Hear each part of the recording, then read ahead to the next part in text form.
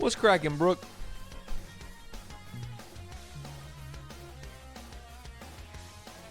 What's up, Greens, Chuck, Joshins, Slender Gator, Cynthia Wo, Overclock Pixel, Versace. Happy Monday. Kid with a Banjo. Ogsleby. High New Doug. Speak to that. What up, Luther? Tenario. Deggy. Mark Man. Oh, what's up, Cooper? You look like a douche today in a good way.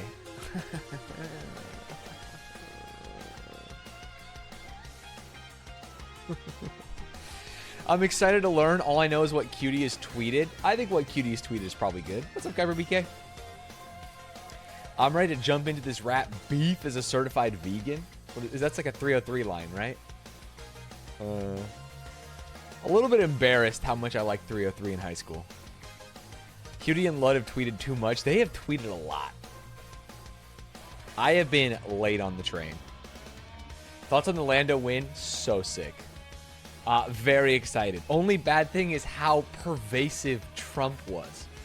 Trump visiting the McLaren garage. Trump blessing the car. Lando being like, pretty cool that Trump was there. Hated it. Hated that. But love the rest of it.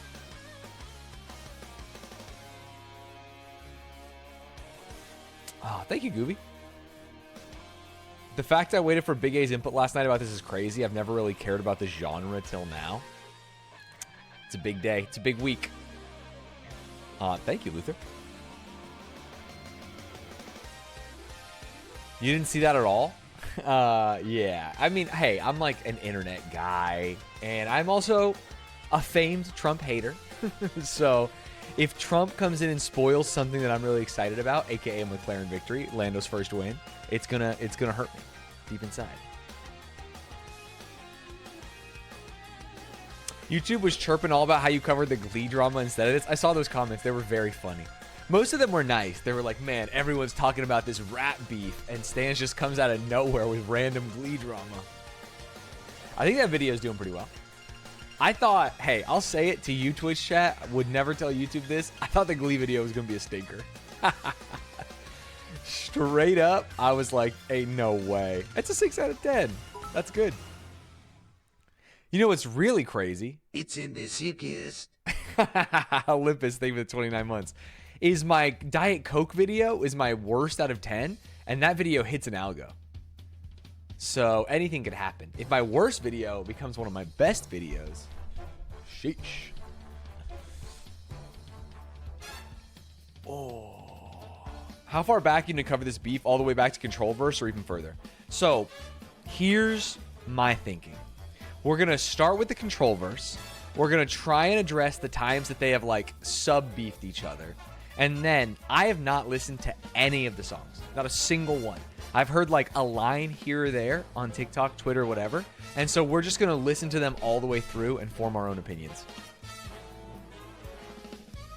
Please try not to be cringe. We're all Drake stands here, right? I'm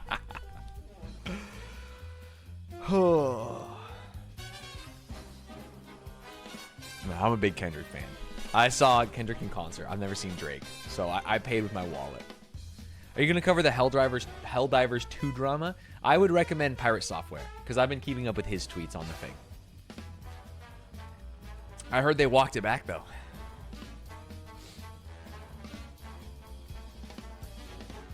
Preemptively add the Kendrick clapping to get rid of... Oh, shit. I didn't even realize we had that. Ooh. I deadass forgot Drake was Drake the guy till this happened. You just thought it was man clapping. Oh. After 200,000 bad reviews, yeah. Hey, I think that it's nice when people make the right decision. Even if it took a long time, even if it took a lot of social pressure, things like that. Undrake rules.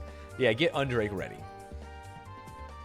I mean, who knows? I think that I am naturally predestined to support Kendrick in this. But I haven't listened to any of it. You know what? Maybe I'm a contrarian. Maybe I disagree. Although the only people that I've seen support him were Aiden Ross and XQC. Whoa. Do you think Drake's bar being too rich to be an offender is fire? I haven't heard it yet, so we'll talk about it when we get there. Can we get this emote? What do we got here? It's just Kendrick? Yeah, let me have this. It's literally just the Drake emote, but they've superimposed Kendrick Lamar's face. I actually don't know how to add it. Channel. Did that work? Oh, wow, that worked fast. Stanz, I've heard rumors that A-Trog is going to drop his Euphoria on you this week. Thoughts? I'm ready, dude. I'm ready. Everyone is retconning the Drake emotes, blocking his face or adding a soy jack. Fair.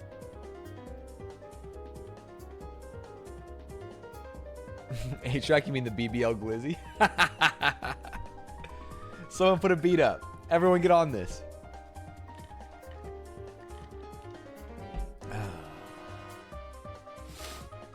How pumped are you on Lando's first win? I was extremely pumped. When he came out in front of the safety car, I was like, dude, we've done that in Motorsport Manager. He's going to be 3 minutes up. But unlike Motorsport Manager, they fix it in real life. If you had to have rap beef with someone, who would you take on? I think it would make the most sense for me to have rap beef with, like, people I just don't fuck with that much. So, I don't know. Probably, like, fucking Asmongold, Aiden Ross. Who, there's probably worse people. Andrew Tate, Sneeko. Side of pancakes, thank you for the prime. Not Cutie. Dude, she eviscerated me at the roast, dude. She put out an Instagram story about making fun of me. Yeah, I got no beef there.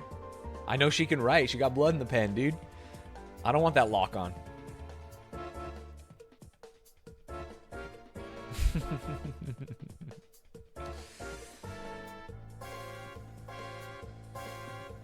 Kind of cool how they made epic rap battles of history in real life. So true. Stanz versus Ninja, and it's all haircut related bars. I can't think of something more embarrassing. Do you think that your KSI beef deep dives prepared you for this analysis? Yeah. I mean, we've done so many YouTube diss tracks that at this point we have to be ready.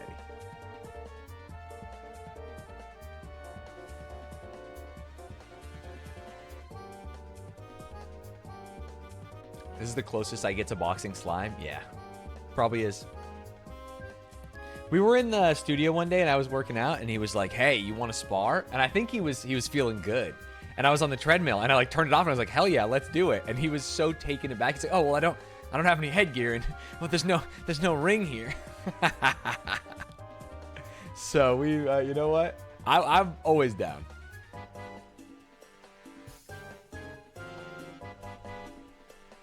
I can't remember the last time the whole internet was talking about the same thing. Yeah, I think whole internet usually just comes down to like the things that you see in your algorithm. Because I'm sure like when the last Twilight movie came out or something, to people who like Twilight, the whole internet was talking about it. And I do think that like, yeah, a lot of the internet's talking about this, but there's people who aren't. I have individual things to pull up. I don't have any videos explaining this. I heard that Mogul Mail has one. It's pretty good. Have not watched it. Who would win, Drake or Karl Malone? Is it impregnating teens or is it fighting? Because Karl Malone is fucking jacked out of his mind, dude.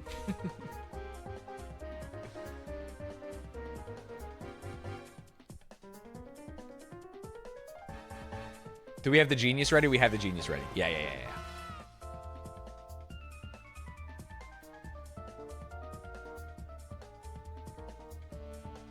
Hadn't heard anything until this stream. Really? It's been big. I'll tell you that. Me and my girlfriend now take turns with me explaining the rap beef and her explaining the new Taylor Swift album lore. Is there... Hey. I'm cool with Taylor Swift. I kind of like her old pop music better than her new sad girl shit, but whatever. There's nothing in a Taylor Swift song that goes this hard, right? There's no way that she's like outing that John Mayer has a micro-peen or something. It just can't be. It can't be. I'm starting with Control. Yeah.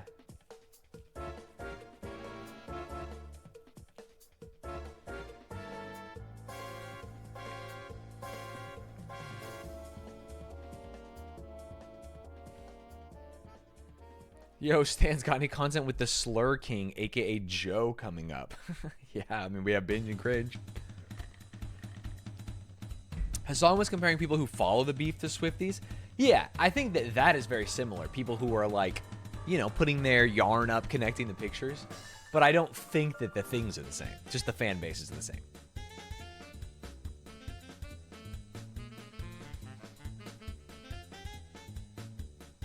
There isn't. It's just the only way I can talk about the beef. You make it a trade. I'll tell you this, you tell me that. These things are not the same.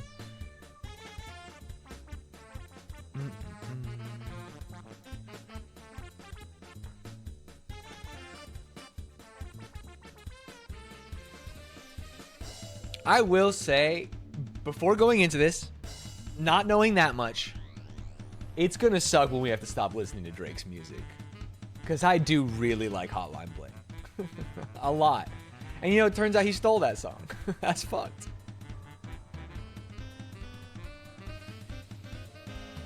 That's fucked, man. It's like, you know, the little kid in the cowboy hat with the gun that looks sad? That's me to Drake's music. Oh, man.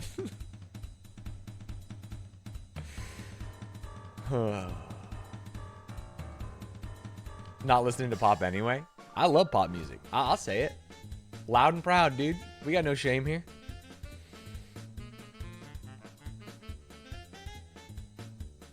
I like the boys fighting over who was worse to women. I mean, it could be worse.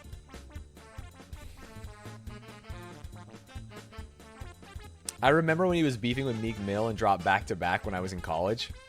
Sheesh. Yeah, I mean, I'm old, so I won't even talk about this. We won't even go there.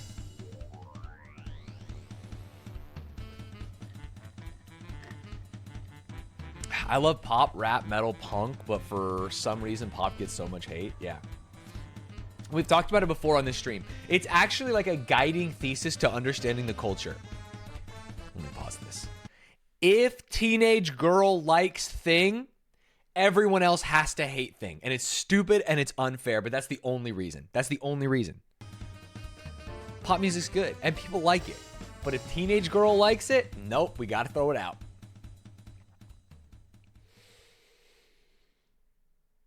I'm brain rotted. I spent 1 hour last night scrolling the Twitch vertical short format stuff. Ooh, what do you think? Is it on the app? How do I see it? My only knowledge of Twitch clips is Cutie and Squeaks just scrolling through clips. But this is on the phone?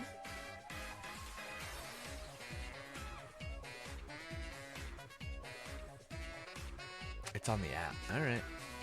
We got to get teenage girls into Stanz streams. I mean, that's like the Minecrafter strat.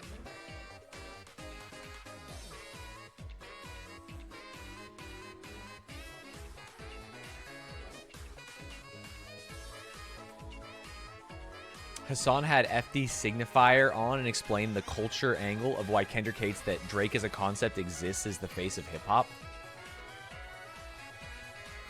Yeah, I mean, I'd have to watch it to think through it.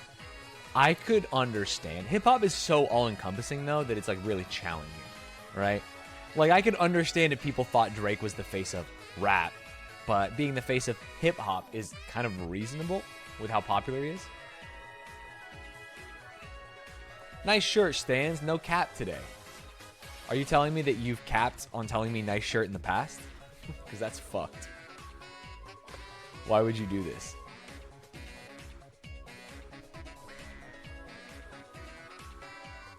Is hip-hop like rock and that there's a billion subgenres? There's some.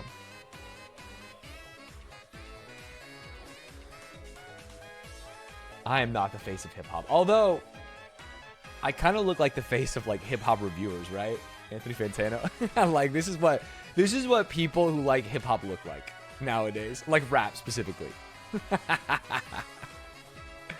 White people love it. Sometimes I think about the people typing comments on Reddit in like hip hop heads and in RMBA, and sometimes they say the N-word and I go, is this guy white? Sometimes people type something and I just know that they're cosplaying. I know they are.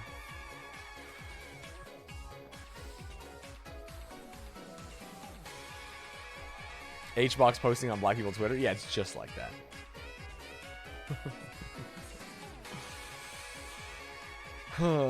It's tough. It's tough.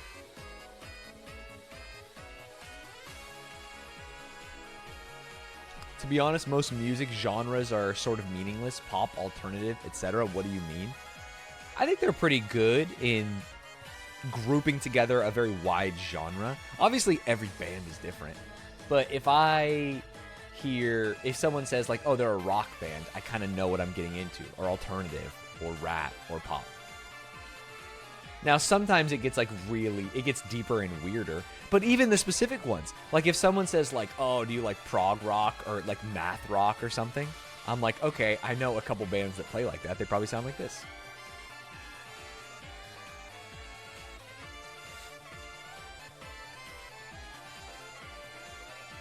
I love that indie has become a genre with a distinct sound.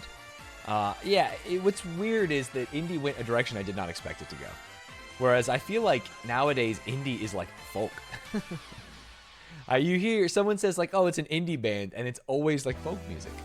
What the hell's happening here?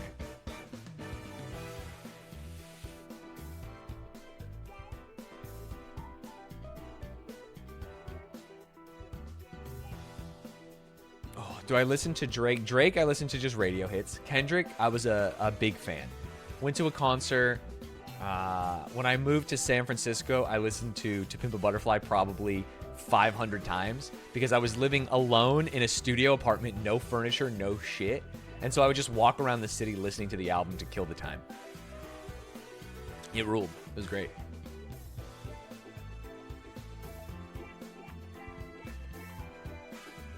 Minecraft Implosion. Thank you for the gifted.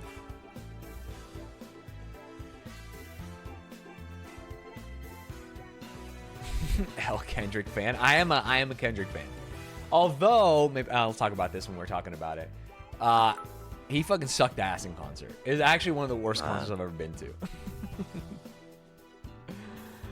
Guy was just not ready. He was not, his heart was not in it. I did live in San Francisco, yeah, for a little bit. You're just trying to get some opposition in here. You know what you're standing up for, though, right? You're leading the fucking nonce brigade. Kid, I had the best live show you've ever been to. You're lucky. I'll tell you, Schoolboy Q went on right before Kendrick and was so much better that it was jarring.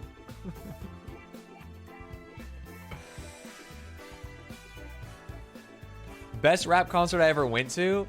Tough to say nowadays. Not sure where people are on this. Kanye West. Oh my god. With the moving stage, with the lights off, with the fucking Matrix rave scene under the thing. It ruled. Absolutely ruled. Tricky Tezd, thank you for the prime. Brooke, thank you for the 3 gifted. Damn, it feels good. Ooh. And a hype train? Today? Monday of all days?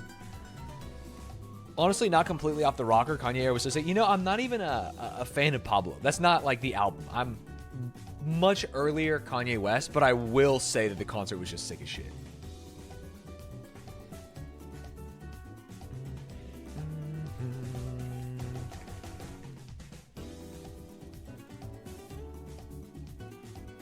Kanye had a church service type concert here in Utah for free and it was chaos. Was it did he go to Utah to do those 4 songs? I can't remember what it was called. He was on like a farm. He did an album reveal.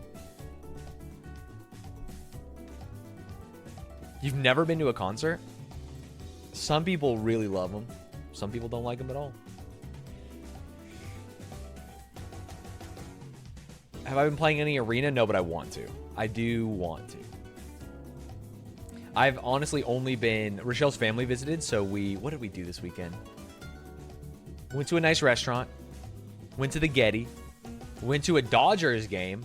Dude, Muncy for the Dodgers jacked 3 home runs, same game. I'm sitting there going, this is baseball kind of cool. And then I played basketball for a few hours yesterday. I think I got a little sunburnt. Hopefully it doesn't come across.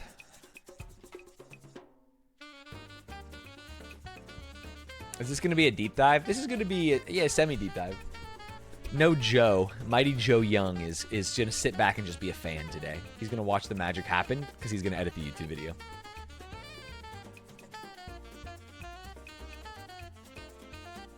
Have you guys thought about how Drake is too famous to do any of that? Okay, I think I understand that, and that's him saying that, like, he's not a pedophile. We'll see. I haven't listened to any of the songs. We're going to listen to them all live on stream. First time. A live reveal.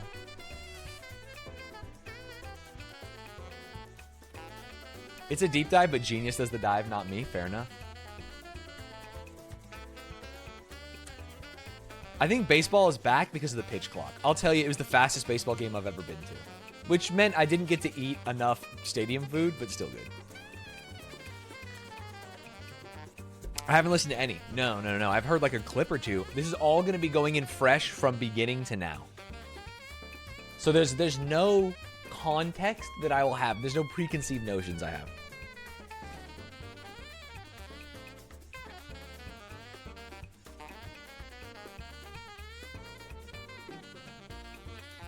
Oh no, Stanz.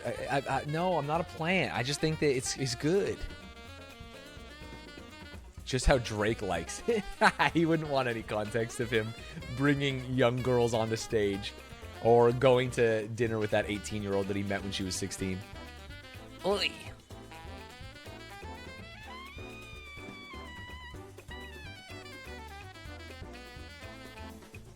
Yeah, it'll be good journalism. And by journalism, I mean it's just me. I think your Twitch title should be like Kendrick versus Drake beef. Reaction start to finish or something. All right, man. Oh, sorry, this is first, but it was just went to the emote. Title changed. I trust you.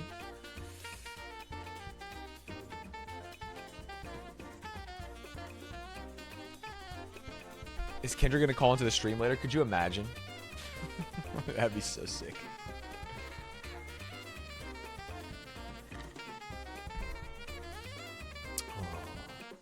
I don't really listen to music, but this has been way too good. Don't think I've ever listened to a Kendrick song before myself, but this beef is fun AF. I mean, if you like this, you should listen to Good Kid, Mad City or To Pimp a Butterfly. Both of those are phenomenal albums.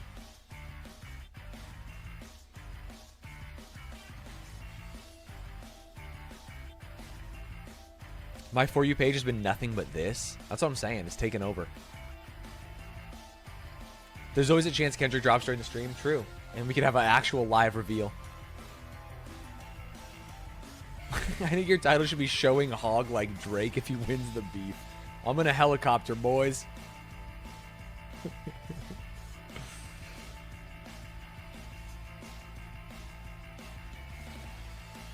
What are the odds you make it to the top of the stack for another YouTube video about this? What does make it to the top of the stack mean to you?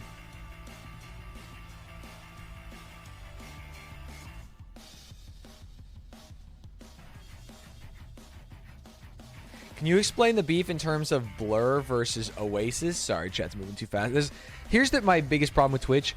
Too many things cover up the chat now. It's got like hype train ending, new loot, incoming ad break, fucking this is how many subs you got, and there's 2 chat messages I can see at a time until those go away. Raw Ham, they give the 29 months.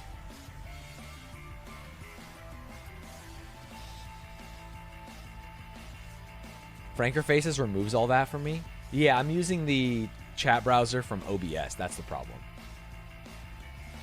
I need to wait for them to all go away. All right, running an ad. When we get back, we'll get this bad boy started. Subscribe if you don't want to see the ad. Here it comes. Here it comes. Can you explain the beef in terms of Game Changer episodes? I can't. I cannot.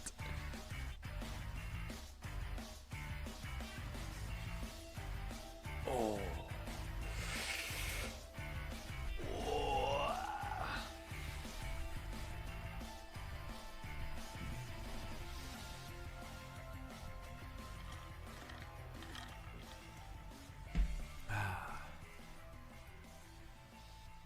You'll have to explain the beef in terms of sap metas. Oh my god. Kendrick is easily amoeba turtle, anything rooster. Pre-nerf. And Drake is summons. And it's like, ugh, this is so annoying and cringe.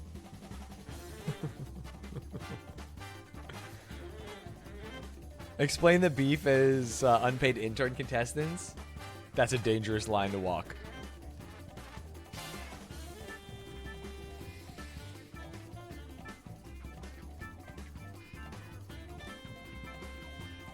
Insta Danny Colson, thank you for the prime.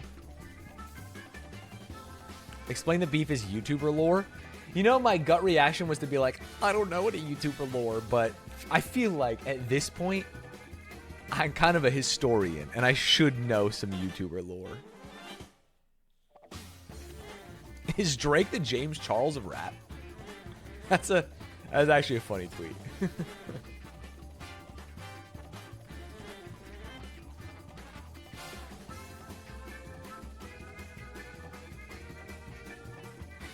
Drake is like Austin's show, thinks he did well till he sees how people react live. Careful. Careful, chat. You are my primary source of lore. I know. I agree. I think I am a lot of people's primary source of internet lore. And with great power comes great responsibility. As a Canadian, I wish we could stop taking L's every day. Drake should have retired when he was on top and it would have been fine. Retired? Dude's still making so much money. What Drake, I mean, I don't know enough about him. Is he trying to do the Ryan Reynolds thing? Does he have, besides OVO, does he have like alcohol? Does he have anything else? That's what he should be doing. He should own fucking Boost Mobile.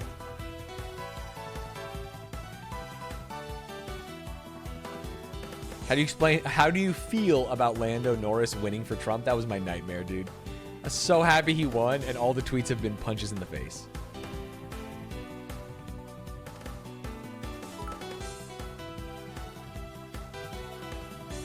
Master. Gamers class got cancelled today. Thank you for the 21 months. I'm glad your class got canceled.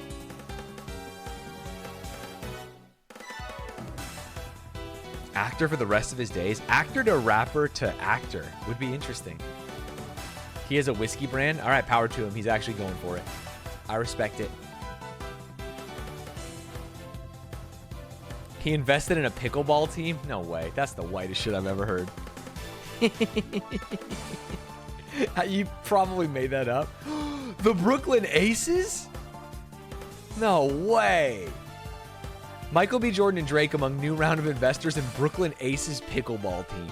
Joining the superstars as investors are businessmen Steve Stout, Baby to Baby co-CEO Kelly Sawyer Patrikoff, and producer and Hunting Lane founder Jamie Patrikoff. Wow. What is a Major League Pickleball's Brooklyn Aces?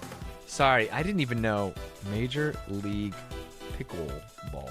I like pickleball, as you can see looking at me. But I did not know there was Major League Pickleball. LeBron is invested in Major League Pickleball? Well, maybe I'm in. Holy.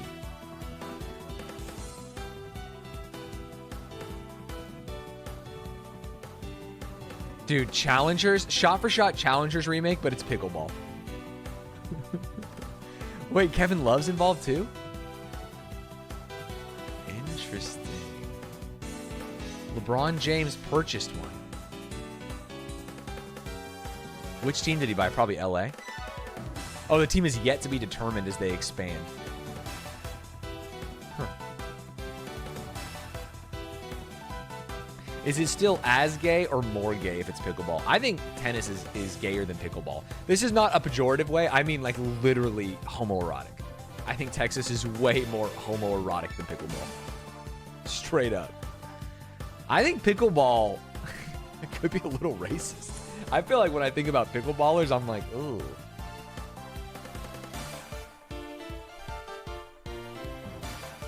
Wait, why is everyone saying Texas? Did I say something? Oh, did I say the word Texas? I think it was because I was reading something.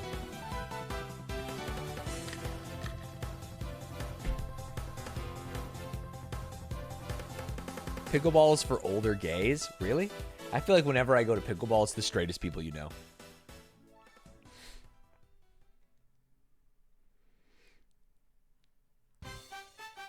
This does not hold up to my personal experience with pickleball players. They are all gay. Bye. Fair enough. Hey, everyone's lived experience is different. I'll give you that. Pickleball for me is the same as lacrosse or polo. Definitely racist clubs. Lacrosse.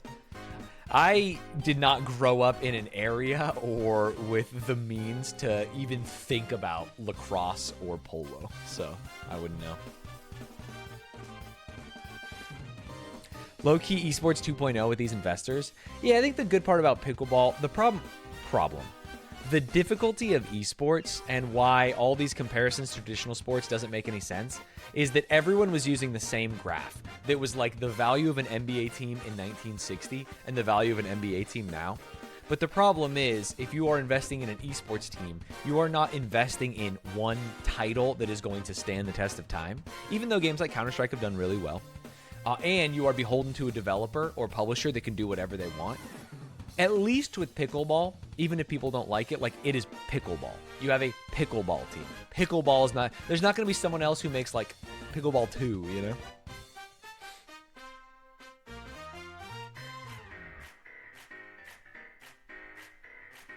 I'm tired of getting Navy ads on Twitch. Military trap. That's what happens. They're recruiting the gamers. Pickleball is unlikely to pull broadcasting rights. Yeah, I think that whole era of, like... This is obviously not true for the next long time, and some sports are going to be riding off it forever. But the era of, like, large broadcasting rights contracts, I don't think can last. And I think something more similar to F1 TV, sports leagues having their own app that they charge a subscription to, they're going to eventually make more money. But right now, like, bidding wars between fucking Amazon and NBC and Fox and stuff for the NFL will keep them afloat. In fact, I think the basketball one is rumored to be, like, significantly larger than the last one.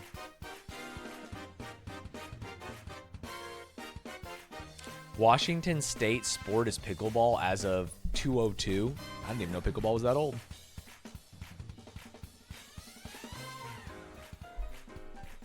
I get cop recruitment ads on Twitch? Really? That feels like they should know their audience a little better. Like, that's just not going to work.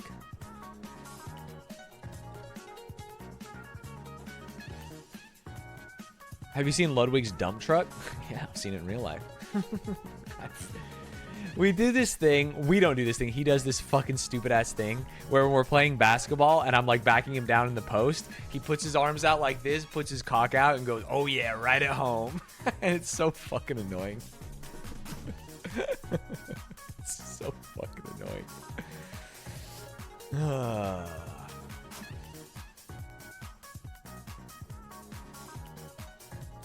Probably the thought process is Twitch, video games, Call of Duty, potential recruit. It makes sense for military to me, but less for cop. Why did I come into Stanz saying he's putting his cock out? No, Ludwig is. Keep up, Beepo Peepo. Figure this up.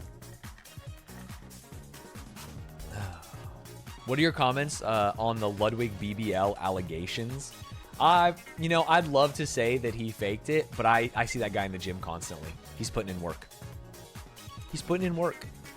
Now, what's crazy is how big his butt got when he wasn't doing, like, hip thrusts and stuff like that. He's just a regular squatter. Meet the Ogrins. There's got to be a Nazi somewhere deep in Ludwig's family tree, right? I think that's an easy one. Like, if we had to have a diss. There's almost assuredly. Yeah, it's Lud. Okay. Okay, chill. Hey, chill. Deep. That's too fast to go there? I'm sorry. I'm not here to cock tease. I'm here to end his career.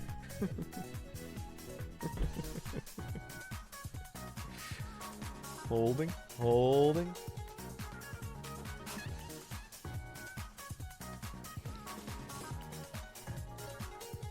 He does have cousin. What does that mean?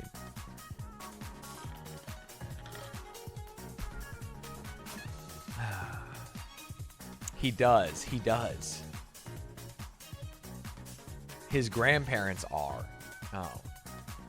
He does. Why are we saying he does? He does have cousin. Yeah, that doesn't mean anything to me. So true. He has cousin. Here's the crazy thing. He has mom.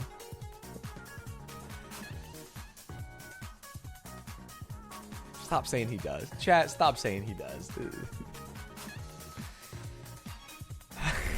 He does have mom. All right. Thank you, Spidey. I think here's my problem. This is the bad side of hair. I have like a bunch of hair that just pops out randomly. I need to be a this way guy. I need to have chat on this side, I think. Instead of this side. This side, look at this. I got some fucked up shit, bro. Stan's diss track titles: Meet the Ogrins, 646 in LA, cause he's late. Euphoria 2. Dude, these are just the actual. You've changed one word across 5 titles. Bro, you gotta put more effort into that. Oh.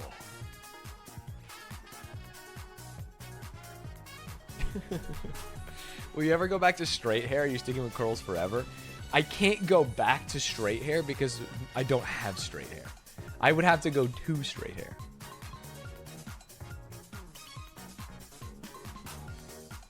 You know what I mean? I'm just doing titles, you do the disses, and I'm just saying you're not giving me enough. I need more from the titles.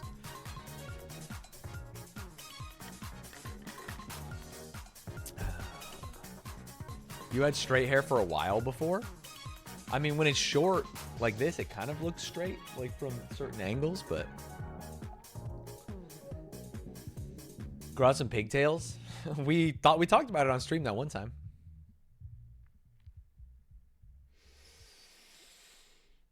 Oh, yeah.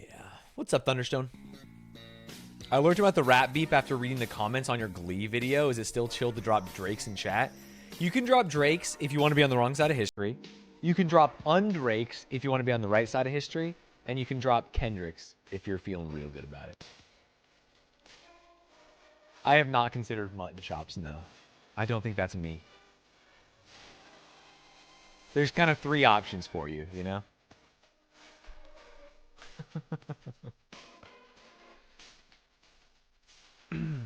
Mullet? I don't think so.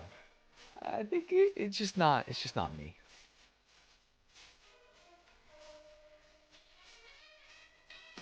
You threw away the chance at a mullet because you hate the South? I don't hate the South, but I mean, it's very obvious if there was a civil war. I'm not on that side.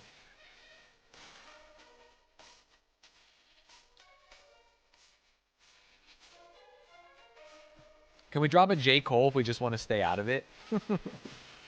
It's funny how much I laughed at J. Cole for the speech at the concert. I'm so embarrassed I did this. I was like, what a fucking loser. Stand by it. And now looking at it, it was like, shit. I guess if you're a predator, you probably shouldn't throw stones.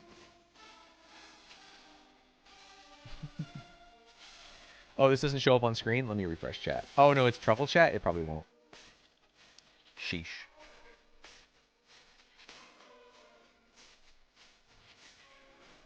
Between you, Lud, and Big A, who is Kendrick, Drake, and J. Cole? That seems like a loaded question, buddy. I think, looking at it, we're all Eminem. That's the only way to not appropriate here.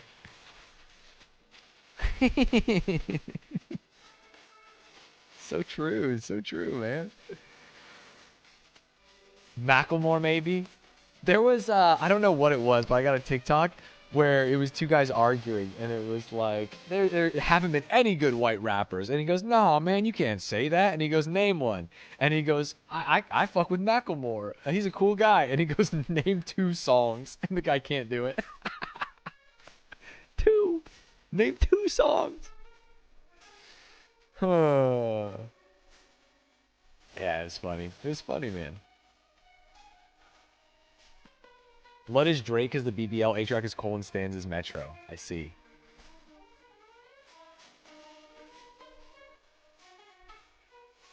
You saw that this morning? Yeah, it's going around. It's going around. It's not even called Thrift Store. It's called Thrift Shop, isn't it? So you guys don't even have one. You don't even... Not having one Macklemore song is crazy. It's honestly insane that Macklemore didn't get more hate because he boomed Kendrick for the Grammy.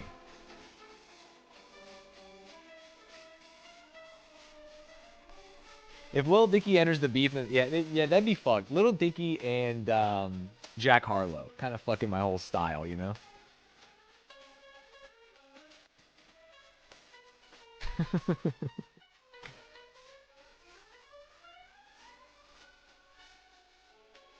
Warlord Swan, thank you for the 9 months. Macklemore got that one song that was like, "Damn, I wish I was gay." Is this real? Is that a real thing? J. Cole had a premonition like that dude from Final Destination. That's so funny. Maybe he's like Darren Criss. He's culturally queer.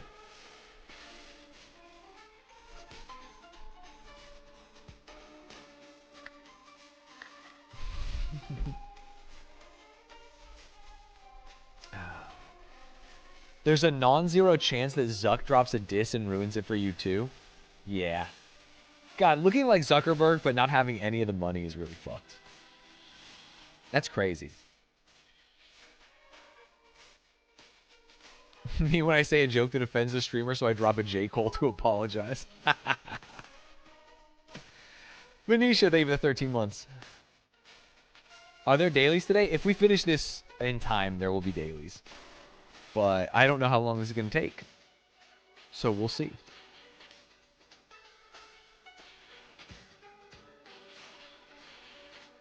The song was more like, I thought I was a gay loser when I was a kid, but actually it's cool to be gay.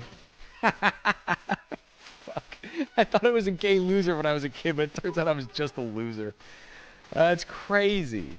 Bank holiday, not so I get to watch a Stanz stream. What's up, Ryan? Thank you for the 37 months.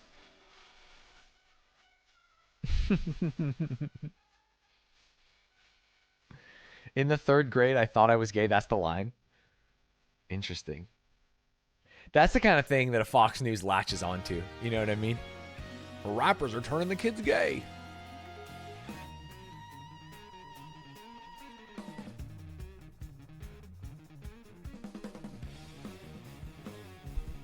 Oh.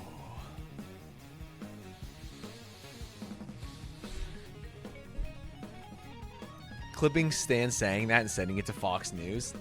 Do it, man. What isn't turning the kids gay? That's a good question. I think generally with the passing of time, we're going to see. Maybe not the time or place. Maybe not the time or place to talk about the fucking chemtrails and microplastics. Do you have this playlist publicly available? Yeah, it's on my YouTube.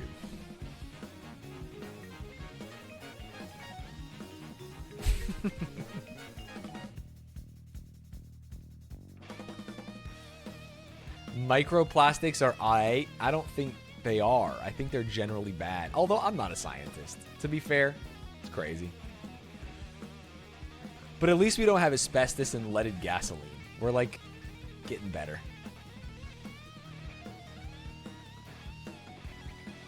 Lead makes you straight. That's why they took it out of everything. Of course.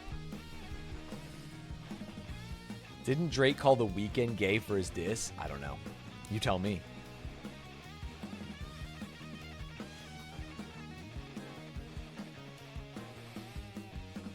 That's the microplastics talking. They're controlling my brain, man.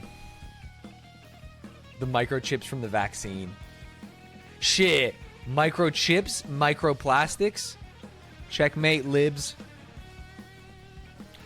You say that, but there's definitely something we do now that's like lead or asbestos. I mean, it's probably cell phones or some shit. We're probably melting our brain every time we talk on a cell phone. Micro penis. What are you guys saying?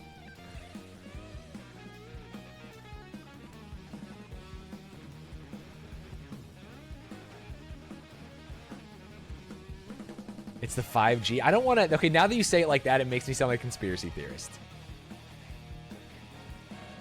We're going to find out in 20 years that vaping is horrible. Hey, fucking red alert. We know that vaping is horrible now.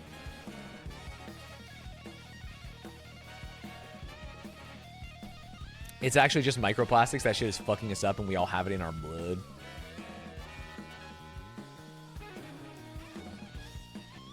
We remember the conspiracy believer quiz. I think I got... Dude, what is that YouTube video coming out? Wait, did it already come out? I don't remember. We took so many quizzes, and they were fun. We all know 7G is the real problem they want us to know about. They're just skipping 6. First time chat, what's bad about vaping? What's bad about it is how cool it makes you look, and I can't compete, and that's why I'm so pissed.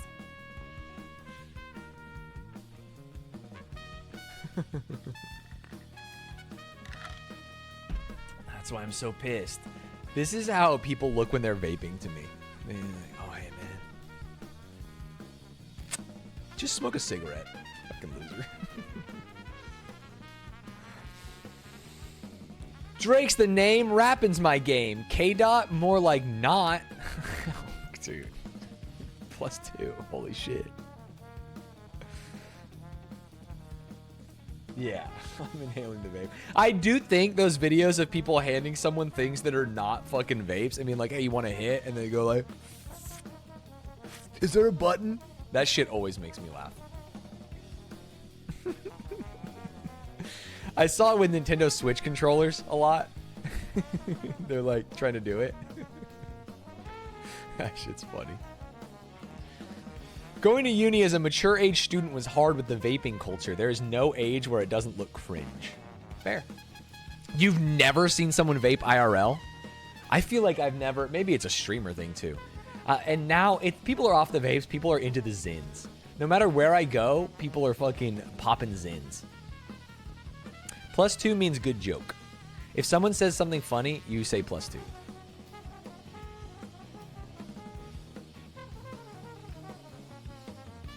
Back in high school, we used to hide our vapes in the insulation in the wall. I feel like in a fucking prison. You're doing a Shawshank Redemption with your vapes. No, no one says -2 here. There's just never been an opportunity.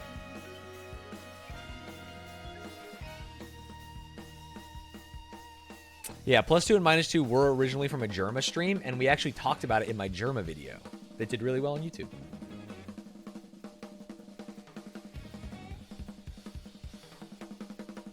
What do Zins even do? Is it like a weed high? I mean, it's like a nicotine high, like a head high, right? It's surreal to see Americans embrace Zins after decades of snus being a local Swedish thing. I was introduced to that by Linkus. Linkus came to the US, we were hanging out, and he was fucking cheeking them. And I was like, what is that? No, you're not supposed to chew and swallow the Zins. There's one brand you're supposed to break, right? It's just a chew. It's not chewing tobacco. It's like a little pouch that you put there, and it's got like some flavoring and some nicotine. And it absorbs into your gums. Weren't all Swedish CSGO players hella addicted? I think that it's like in Sweden, it's very, very common.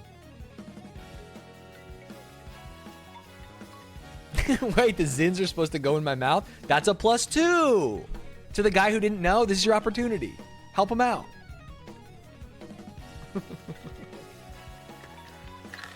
Unironically, I do think that you would probably get the nicotine faster and maybe enjoy the burn more if you put it up your butt.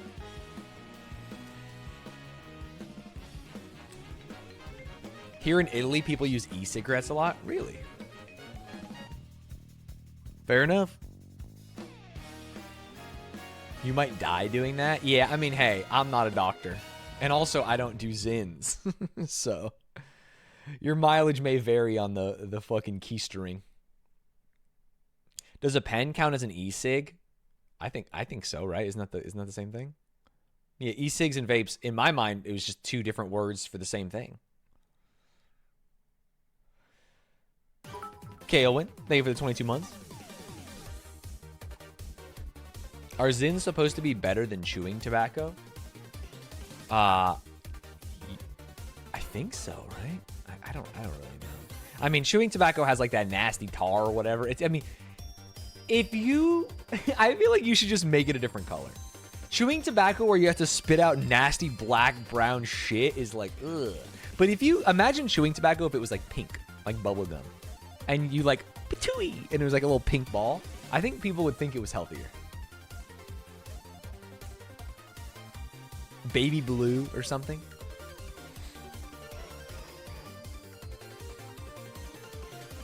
Put some red 40 in that bitch. Yeah, now that I'm saying it out loud, that is tough. Let's make it more marketable to kids. Hey, I have no horse in this race. I don't use it. I'm just saying that a product that makes you look like a fucking disgusting, like, diseased person with, like, this nasty stuff just dribbling out, it doesn't make sense to me.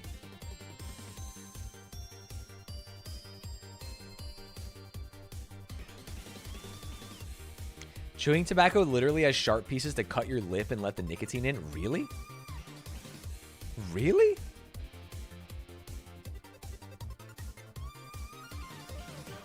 That's fucked up. I wouldn't want that. Sometimes I bite my tongue when I'm eating too fast, and that shit hurts. I don't want to have a product that does that to me. Isn't Lud a Zinaholic? I don't know how many Zins he's actually doing, but I do know he is addicted to talking about Zins. It's insane. If he sees one, he goes, hey, how many fucking MGs? What are you packing, bro? Oh, you tried the lemon flavor? He loves talking about Zins. Who knows how much he's actually doing? He goes, oh, you had coffee before? Shit's fire. Shit's fire, bro.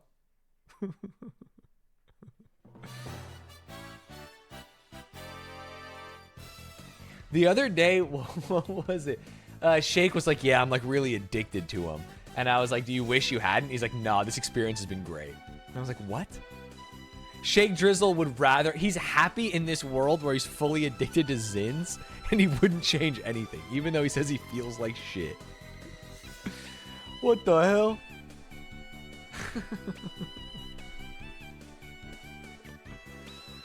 Lud somehow manages to be more white than Stanz. Dude, he's from, okay. He is from the Northeast.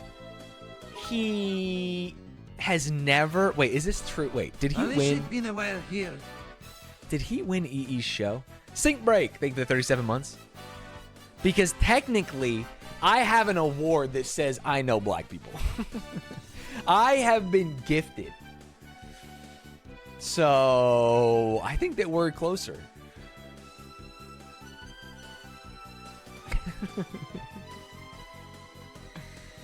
Nicotine and caffeine are not in any way the same.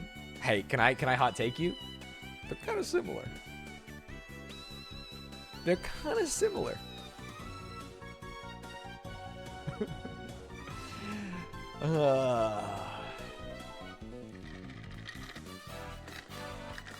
What's your cutoff for what counts as the Northeast? I don't want to get into this, but he's from New Hampshire. That has to be the Northeast, right? I am not spoiled on the beef. I know nothing about this. Culturally black is so funny. Darren Chris, Drake being culturally something.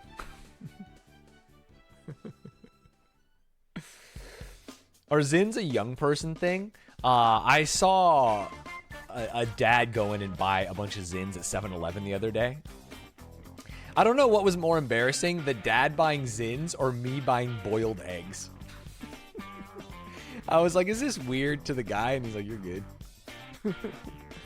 But I needed it. I needed boiled eggs and a Gatorade. Yeah, pre-boiled. We had just played basketball and I was like, I need to replenish. I need some electrolytes and I need these eggs. When you need it, you need it. They were good, dude.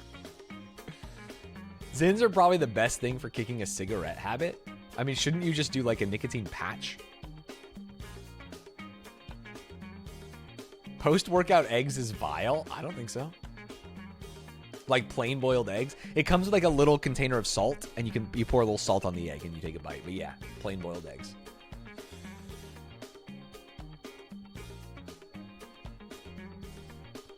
Zin equals nicotine gum. I don't know enough about Zin to say that, but I guess it's similar.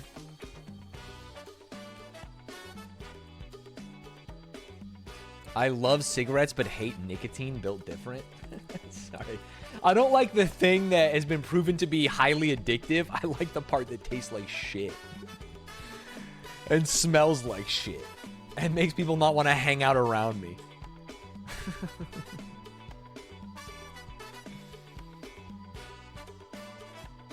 Honestly, coming with a bit of salt makes it 100% better sounding to me. Yeah. Yeah. Yeah.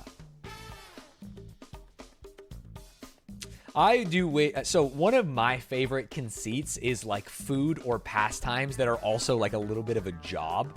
Like I love sunflower seeds. I love chicken wings. I love pistachios. If I have to do a little bit of work to get my treat, I like it. So I kind of wish smoking doesn't have to be healthy, but not like cancer causing. Because the thought that like, oh yeah, you have to like light it and smoke this thing is like, you feel like you've done so. It's like making your bed.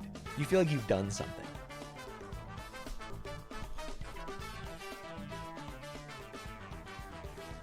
Yeah, like, dude, I would be a roll your own guy. I would be the most fucking annoying hipster. The ritual's the addictive part? Yeah, I hear you. I kissed a guy who smoked cigarettes once, and it was one of the worst choices of my life. Ooh. Do not show this man espresso. When I worked at Patreon, they had like an $8,000 espresso machine, and I would make like 5 a day just to try out different styles. It had a fancy milk steamer, all kinds of little toppings. Oh my God, I was very into it. It's the same, but I'm not willing to buy my own expensive machine. The only thing I like more than espresso is saving money. Did I miss the beef review? No, we haven't even started, to be honest. We're just talking about shit. We're just yapping. Just talking about shit I like.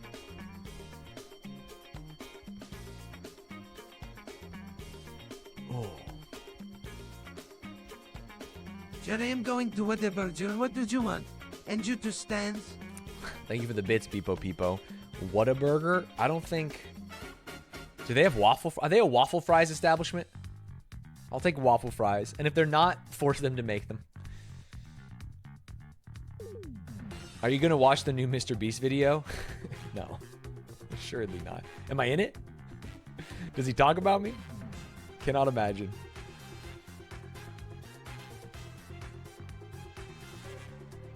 I watched it. It was wild. Is it... I think I saw a thumbnail. Is it like baby chooses who to give money to? What was it? Something like that?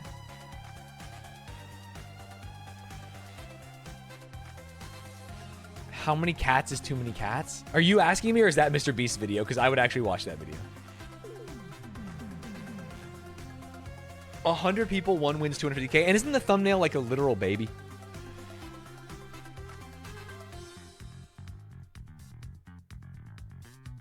Whataburger sucks? What? Does it?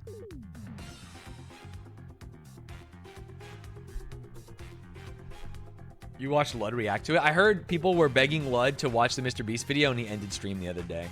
And I'll say it, based as hell. That's my dog right there. Fucking shut him down early. Someone in chat earlier was like, I don't want to be that guy, but when are we getting to the disses? And I was like, oh, dude, what if I just shut off stream? What if I just shut off stream right now? But I actually do need this YouTube video. It's fucked. It's fucked.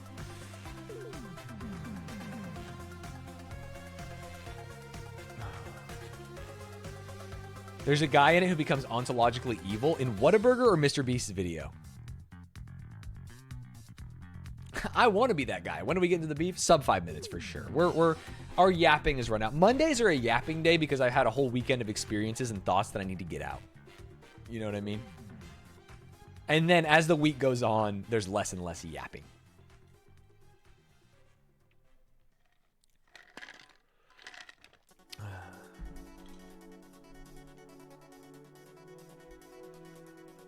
Batman. Thank you for the tier 1. Am I hiding a child? Do you guys think, this is a real question, do you think it's at all possible that Rochelle and I have a child and that we've just chosen not to share on the internet? Do you think I could be a papa? No shot? Interesting. Interesting. Fair enough. Fair enough. Fair enough. Too much missed content? I would never. I would never. You cannot keep a secret like that? I think I can keep secrets well. I think I'm a great secret keeper. Your balls could never is crazy. My streams would be different. What if I don't even work at Off-Brand and I stream in the morning so that I can be a child care provider in the afternoons? You ever thought of that? You ever thought of that?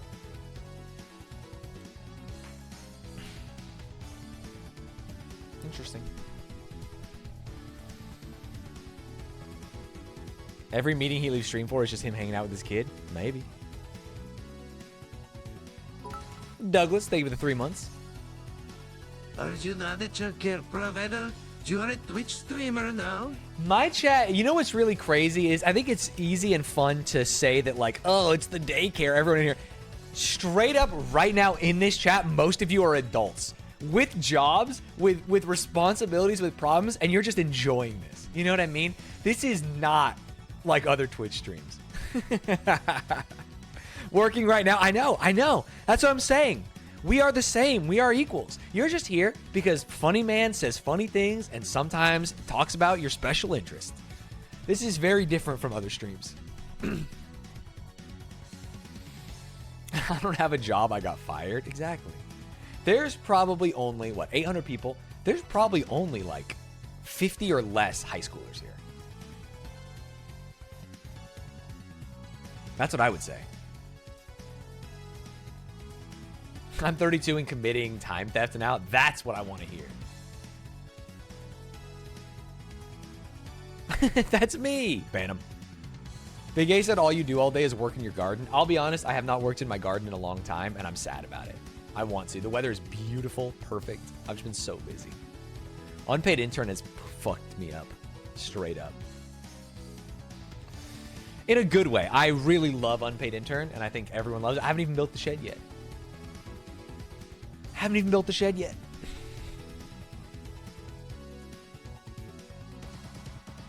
Stan's never beating the yapping allegations. That's true. I'm never beating the yapping allegations. Because here's the deal. I don't want to.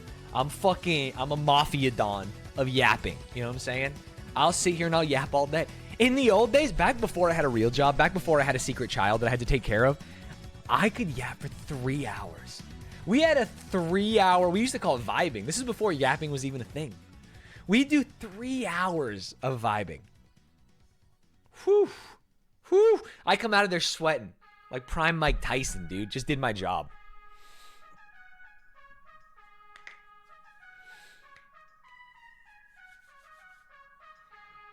Someone please tell me why I get ads even though I'm subbed. That's actually fucked if you did. I'm sorry to hear that.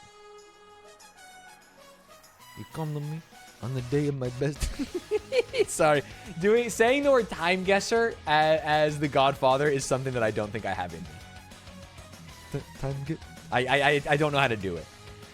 The trick to impressions is being able to like hear the person say it, and time guesser is just a word that's not in the dictionary. Maybe you just subbed and need to refresh. Try it. Refresh. Refresh, man.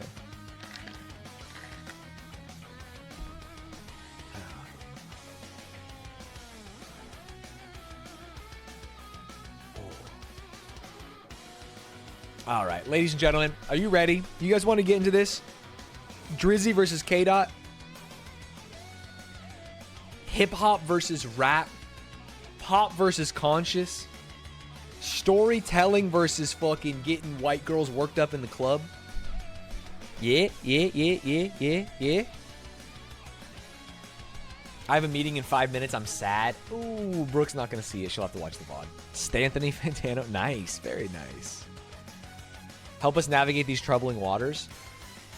I'm going to do it.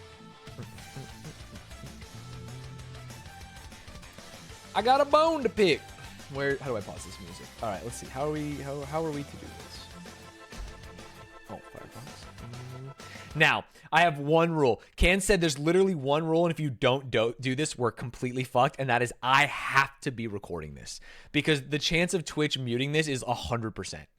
It is straight up. So we have to. Here's the deal. Much like Kendrick, I'm pushing the button.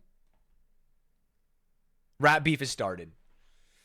Can you start by explaining who Kendrick and Drake are? If you're that far off, this is going to be an issue. All you have to know is that they are rappers, or if you want to maybe back off the microscope a little bit, hip hop artists, right? Because while Drake is a little bit of a rapper, he's gone away from it. He's doing more radio hits. He's doing more pop plays. And Kendrick has always been a rapper's rapper, a pure wordsmith is what a white person would call him. You know what I'm saying? He does a little bit more conscious stuff. He does albums that are also concept pieces and tell stories, stuff like that has been really good. But that's not here. That's not here. Sorry. Can you explain rap, please? Yeah. It's I don't know. Actually, I got nothing there. What if we did a deep dive and it went all the way back, right? We're talking about we're talking about African music. We're talking about Caribbean music. We're talking about how it all happened. There'd be some really cool shit there. Yeah, percussive poetry. I think I went to high school in a place that was mostly Hispanic and white and not a lot of other kinds of cultures. And I remember that I liked rap then because it kind of felt like counterculture to me as someone who was coming into their own as a tween. And the amount of people that were like, you like rap music? You know what that stands for? And they would say stuff like, I remember vividly this kid just looking me straight in the eyes. He goes, rap, that stands for retards attempting poetry. And then he like smirked and it was like, I met a Redditor in real life. Like it hit me in the face and I was like, I don't know how to reply to this guy at my high school. Yeah, straight up. So that's where I come from when it comes to rap. That is insane. That's what I'm saying. That is exactly where I come from. And so it was really hard for me to move into it. I started with, I'm trying to think, like obviously Eminem was big. I got really into Atmosphere. If you ever listen to them, Idea and Abilities was cool. That was kind of my early rap days. And then I stopped listening to music for a while, got really, really into Kendrick, which is going to make this like a slightly biased dive. In fact, I went and saw Kendrick at the Pot of Gold Fest in Tempe, Arizona, which I think has the world record for whitest rap concert of all time. I'm telling you, it looked like this. And to be honest, I was there in the crowd. So what? Hey, what do you want me to do, man? I was there. It's not like, what am I not going to go? Because it's mostly white people. I want to see it. I have a Kendrick bias. I like Kendrick Lamar. This was right before To Pimp a Butterfly. And I will tell you, and if you've listened to, there's a podcast that a guy does where he dissects different rap albums. It might be called Dissect. Is it Dissect's podcast? Yeah. If you listen to Dissect, he can tell you about Kendrick's life during this time, and he was fucking going through it. And I will tell you, Kendrick cried on stage, and he also didn't rap or sing very much. He would say like one line, and then he would just kind of stand there, like he would just kind of do this and stand on stage, sunglasses on. I was kind of far back. Honestly, it might have been a Kendrick impersonator because he really didn't do anything that made me think it was Kendrick Lamar. Which was fucked. Yeah, he's got multiple Kanye ones on Dissect. If you like rap music, or maybe this Kendrick versus Drake beef is getting you into it, I would recommend the Dissect podcast. It's really cool. A lot of people hear music in every genre, not just rap, and think like, oh yeah, it's just a bop. They play it because it sounds good, and the words are there because who cares? But a lot of times, songs have meaning. You know what I mean? It's fucking cool. All right, ladies and gentlemen, let's start at the beginning. And I'm not talking about my introduction to rap. I'm not talking about the Pot of Gold Fest. I'm talking about a song by Big Sean called Control that features Kendrick Lamar and Jay Electronica. This is the start of the beef, because before this, it felt like Kendrick and Drake were friends. They were whatever. They would talk about each other. Obviously, both of them are like big in the culture, but Kendrick had something to say.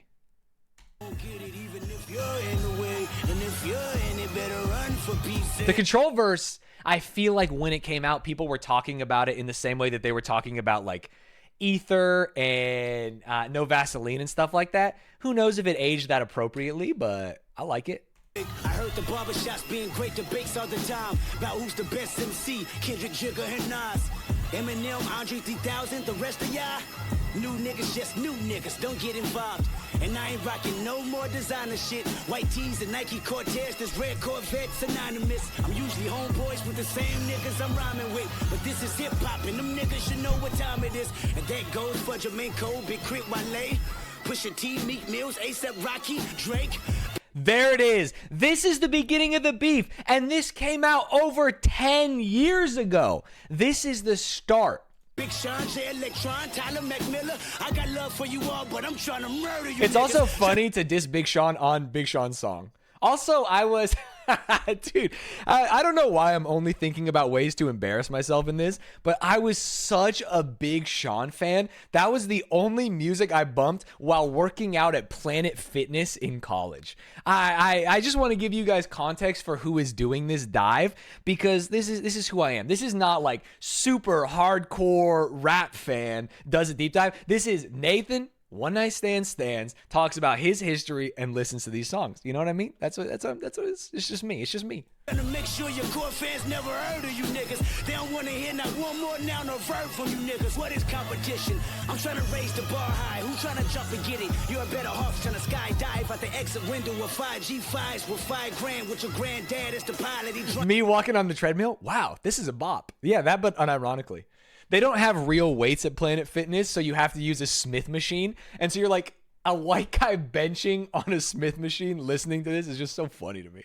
As fuck trying to land with a handful of arthritis and popping prosthetic leg bumping Pac in the cockpit. So the shit that pops in his head is the option of violence. Someone heard the stewardess said that your parachute is a latex condom hooked to a dread.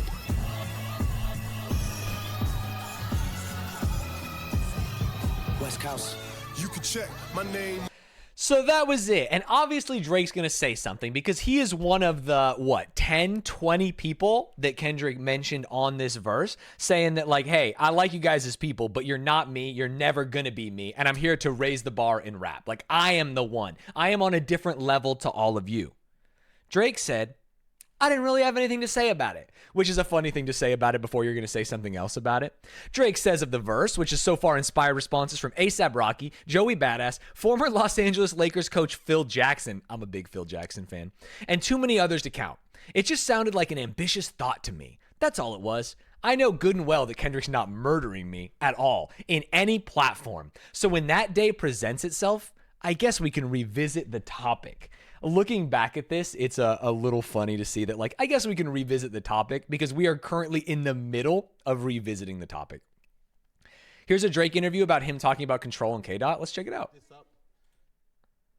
Oh my God, is this the quietest thing you've ever heard in your life?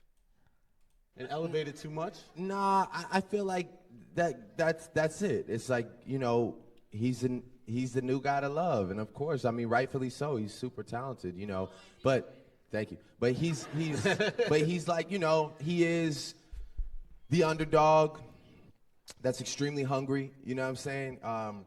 And he's doing his thing really well.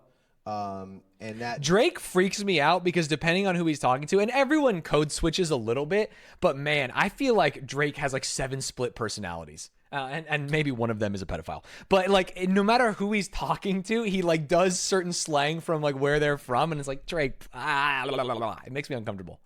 verse was, he's giving people like moments, you know, like that verse was a moment to talk about. Are you listening to it now at this point in time? Okay. And then it was Damn. Okay. it's real cool for like, you know, a couple weeks. But like, if I asked you, for example, like, how does that verse start? No, do you remember? No, and like, No. now mind you, it'll go on and Complex and Rap Radar, give it like verse of the millennium and all that shit or whatever. But like, I'm just saying, it's like, you know, I remember like somebody like asking me, you know, or maybe it was you that was like, is Kendrick Lamar your biggest competition like in this generation or whatever? Yeah. And I think that Kendrick has like the utmost potential, man. Like, you know, I see Kendrick tomorrow, I'm gonna dap him. I didn't feel the way about that verse. I get it. I get the moment. Like, you know, he's a good guy. Trying to little bro him is, I guess, maybe the way to go. I think that Drake's actually handling this well. And like, I know that verse had no malice behind it because I saw him 5 days later at the VMAs and it was all love. So it's like, he didn't come on there on some wild, like, yeah, I'm in New York, fuck everybody, don't look at me. Like, I'm the king. So it was one of those things, it's like, I almost wish he had come in there on that shit because I kind of lost like a little respect for the sentiment of the verse. If it's really fuck everybody, then it needs to be fuck everybody. It just can't be halfway for the sake I of feel like that's so crazy to me coming from Drake, who seems like the fakest fuck everybody guy of all time, right? I don't know. You know that you guys have seen the meme of like Drake at the the University of Kentucky like basketball game? He's in there with his little tracksuit, and it's like this guy just feels so fake, and so saying like if you were really about this life, you would have done something different. When talking about Kendrick compared to how they both grew up is just crazy. Yeah, little bro thinks he's on the team. That meme. It's just like what are you doing here, man? Everyone was weighing in on this. We've got a clip of Barack Obama weighing in on it. Now, I'm going to play this clip in its entirety. It's not all about Drake versus Kendrick. The beginning is about something much more important. The American people really want to know this one. This is, actually I lied, this is a serious one. The American people really want to know. Sorry, let me turn this up because it's important. Hold. If you had to pick a pair of pants for your dog. How are we doing this? You cannot give presidents these softball questions. Would a dog wear pants like this or like this? No! A or B? No, you got to go. Yeah, it's B. Yes, of course. Everyone knows it's B, dude. Are you fucking kidding me? This one? Yeah, this, I think. This is your final answer? Yeah, this is comical. Tell him, Barry. Want to phone a friend? It's a little too conservative. Too extra. Okay. That's actually so funny. I didn't hear him say that the first time I listened to this. It's a little too conservative is a very funny joke, man. A little too much. And the last one. Too much fabric. All right, so we had Drake versus Meek Mill. A lot of people were tweeting that to me. We kind of know the outcome of that. But if Drake and Kendrick Lamar got in a rap battle, who do you think would win? Got to go with Kendrick. No debate. He doesn't even do the presidential thing of like, oh, well, both of these guys are great artists and both of them have done so much for the culture. No, he just literally is like, oh, he's already pointing before the question is over. He's like, there's not even close here, right? I'm just saying. I think Drake is an outstanding entertainer, but Kendrick, his lyrics, his last album was outstanding. Excellent. All right. Best album I think last year. Thanks so much for your time, Mr. President. Excellent. Appreciate you. Thank you. Barack Obama when Macklemore won the Grammy. No. Sorry, can we look at that dog picture one more time? What are we doing here? What are we doing here, man? All right, so we saw that interview with Drake. There were jabs from these guys at each other for truly years. Sorry, just checking my notes here. Until Drake and J. Cole collabed on First Person Shooter, and J. Cole said, putting yourself in those kinds of arguments. Dude, check me out. It's like, yeah, we're arguing who's the best. Ludwig, Atriarch, or me? Dude, I'm straight up, I am J. Cole in this. Come on. People actually like J. Cole. I am someone else in this. I don't have to get into it too much, but man, just Drake walking around saying like, yeah, I'm going to pull out the blicky. I'm going to turn this shit into a crime scene when it's like, Aubrey. What are we doing here? What are we doing here? What are we actually, this is not a reality. This is not what your life is. And I don't think your life has to be that to do it, but it just feels so weird when you're arguing that other people are fake. You know what I mean? I don't think he held a gun before this moment. Yeah, you think he would hold it probably wrong. I feel like Drake the kind of guy that has one of those really small pistols in his purse. K-Dot responds to this with a feature on Future and Metro Boomin's record, Like That. Evidently, he's literally applying to the line from First Person Shooter as he references the Big Three.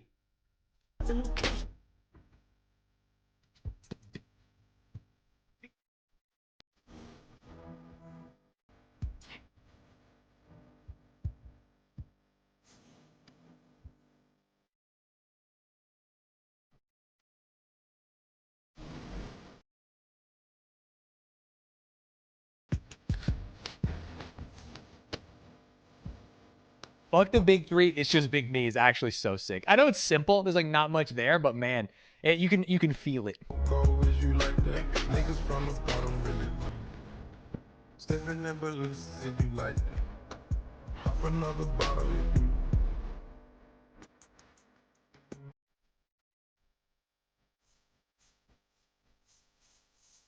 Kendrick's energy is always unmatched. That's why I was so sad when I saw him live, and he had no energy. Dude was sleepwalking. Dude had pneumonia out there.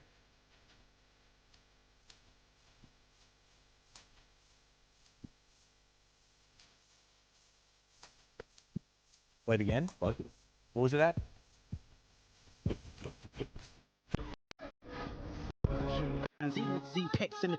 Oh, it's gotta be most recent.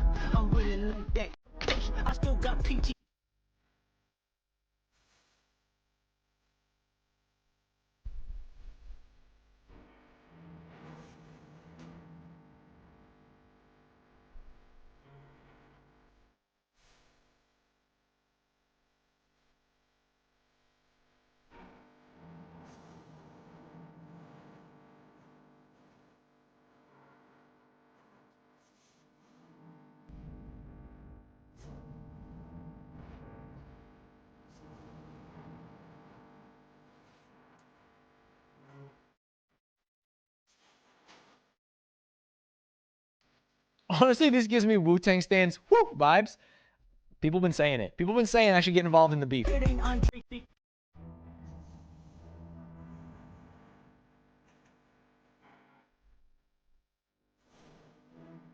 Bop.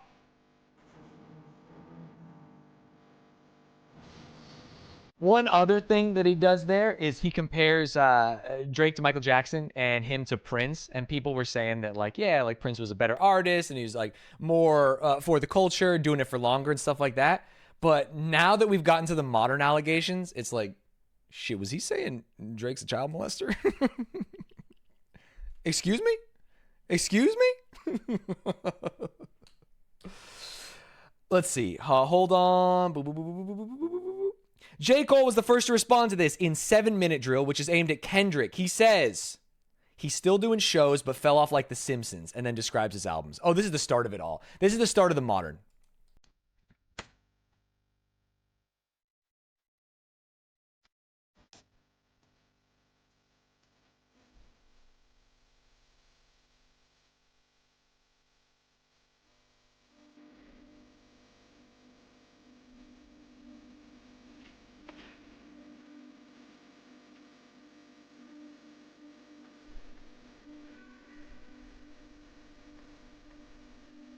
You know who was real sad when this sucked and when J. Cole dropped out? Big A. I'll tell you, I think Big A might be the biggest J. Cole fan in the world. If he didn't talk about that when he talked about this last night, then he's lying to you guys.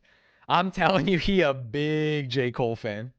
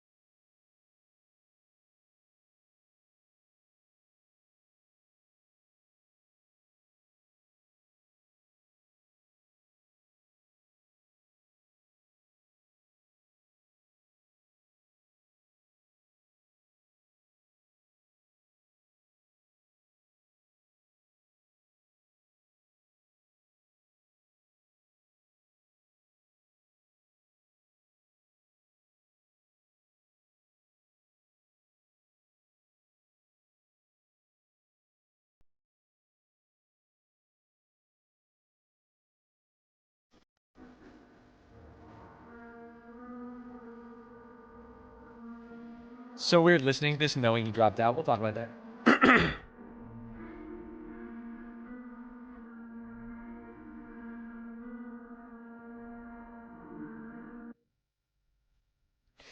All right, so now you've heard it. It's fine. You might have noticed that this is just on like a channel Vibe Music. This is somewhere else. J. Cole went on to, what, 2 days later, 3 days later, say this. Me, right? So I'm so proud of that project, except for one part. Huh? It's one part of that shit that make me feel like, man, that's the lamest shit I ever did in my fucking life, right? And I know this is not what a lot of people want to hear. I know I can hear my niggas up there right now like, nah, don't do that. But I got to keep it 100 with y'all, right? I damn near had a relapse, right? Because y'all heard some shit that happened 3 weeks ago, however long it was. Y'all heard that bazooka that was dropped on the motherfucking game, right? So all of this time of me moving on my own accord, for the first time I was tested. Why am I tested? Because I got the world and I got my niggas like, what you gonna do, Cole? My niggas like, boy, I must have had 1,000 missed calls. Oh my fucking God. Text flooded. I couldn't even answer my shit. Nigga, it's wartime. Boom, boom, right? Niggas want to see blood. It's like he's doing a stand-up set. I like the voices. And I was conflicted because, one, I know my heart, you know what I mean? And like, I know how I feel about my peers, these two niggas that I just been blessed to even stand beside in this game, let alone chase their greatness, right? So I felt conflicted because I'm like, bro, I know I don't really feel no way. Oh, but shit. Misusing your influence? I want to see blood. I don't know if y'all can feel that, but the world want to see blood. So I say all of that to say, in my spirit of trying to like get this music out, I ain't gonna lie to y'all. I moved in a way that I feel spiritually feel bad on me. Like I try to like. It's crazy because I remember making fun of him at this point and being like, this is so fucking lame, dude. It's just a song, leave it out. Looks like a genius. At this point, it's better to look like a little bit of an asshole and a loser early on and not have gotten into it. Yeah, it's funny now. Looking back, it's like, holy shit, he did it. J. Cole survived. He waved the flag. He's like, all right, man, I'm out. I love you both.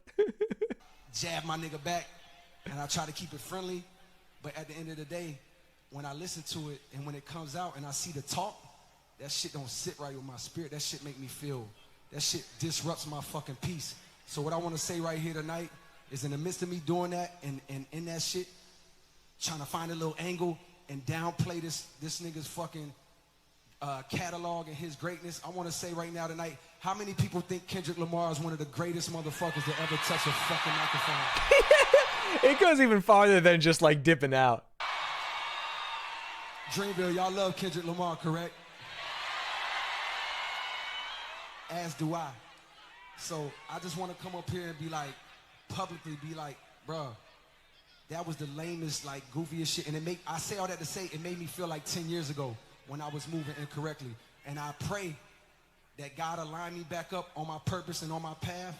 You know what I mean? I pray that my nigga really didn't feel no way. And if he did, my nigga, I got my chin out. Take your best shot. I'm gonna take that shit on the chin, boy. Do what you do.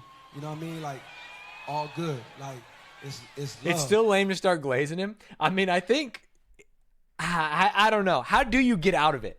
If you've done that, if you took the first shot and you're like, oh, I know this is going to be bad. The way people are talking, the way people are reacting to this, there's like a lot of shit that you come at me for. It's like you kind of just, it might be. You hit him with the chillin' dude. Yeah, maybe. And I pray that, I pray that y'all are like, forgive a nigga for like the misstep. I think it's a little too much, but I don't think it's that much too much. I ain't going to lie to y'all. The past 2 days felt terrible. Like, it let me know how I think you cut this 3 minutes down to a tight minute 15 and you're good. And then you just move on, right? That's what I think. That's the way to get out of it.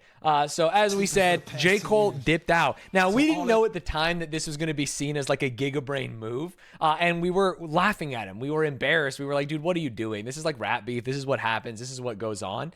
But we're about to see, as we move on to the actual diss tracks, that this reaches a level never before seen in my lifetime, and maybe maybe never. I don't want to say never before seen because people have died, right? People have literally been shot. But man, this just feels fucking crazy. Crazy, crazy, crazy, crazy, crazy. I've never listened to these before. This is the one that started it all. This is Push Ups by Drake. Are you ready? We've got the song. We've got the genius, in case I get a little confused here. J. Fole was the smartest move ever. It was. Honestly, I respect it. Power to him. We're not even going to have to talk about it. J. Cole was straight up, I don't want them hands. I love that.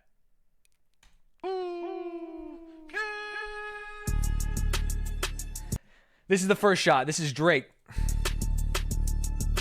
I haven't listened to anything from this.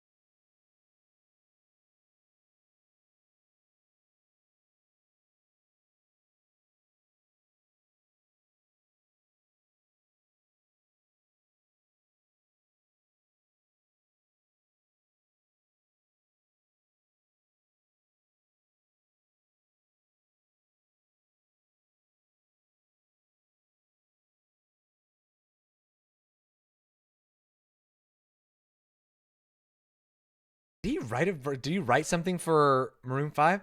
Drake clowns Kendrick Lamar for catering to the mainstream by making reference to his features on Bad Blood Remix and Don't Wanna Know by mainstream pop acts Taylor Swift and Maroon 5. I honestly didn't even know that. Respectively, Swifties is the nickname of the former's fan base. From Drake's perspective, this is important to point out since Kendrick is widely considered to be the savior of real hip-hop, while Drake's music has been criticized for prioritizing mainstream appeal over quality. Drake implies that Lamar is just as prone to musical inauthenticity as any other artist signed to a record label, saying that Kendrick will submit to the wishes of Top, shorthand for the CEO of Kendrick's former record label, Anthony Top Dog Tiffith, when demanded. Interesting. It's pretty ass too. One of his best disses. All right, fair, fair.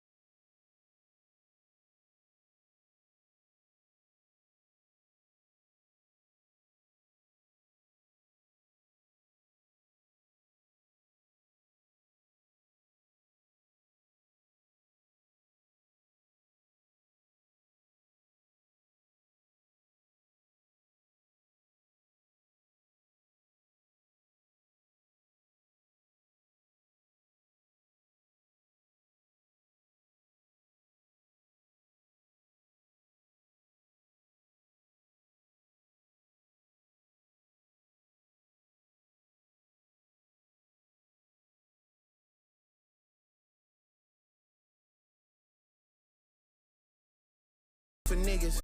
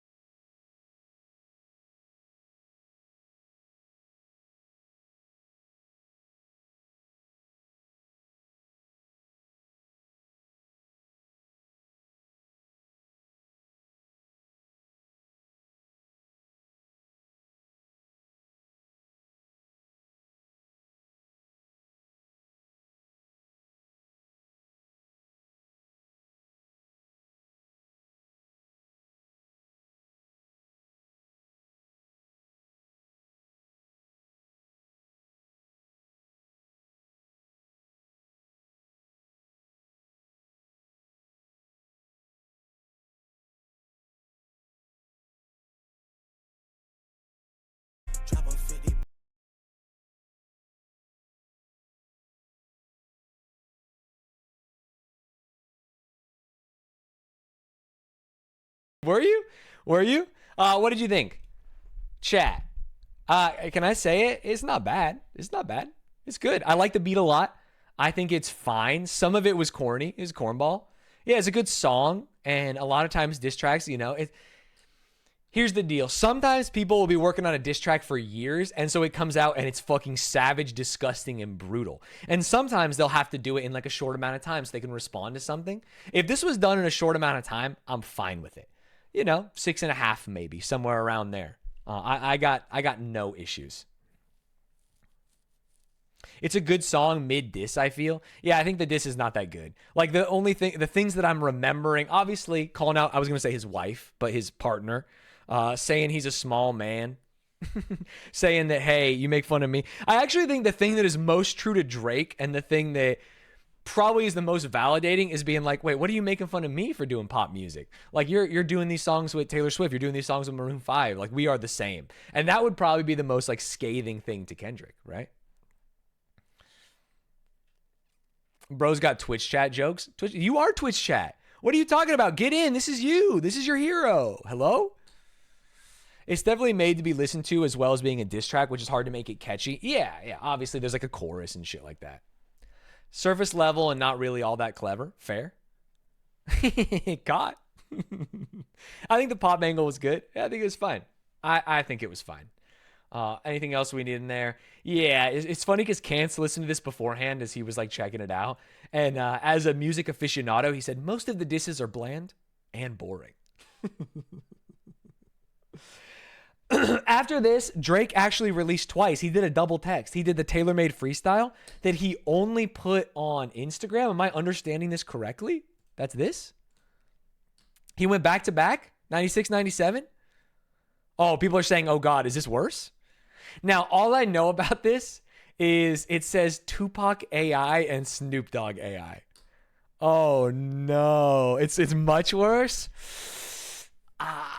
This is bad. He was forced to take it down.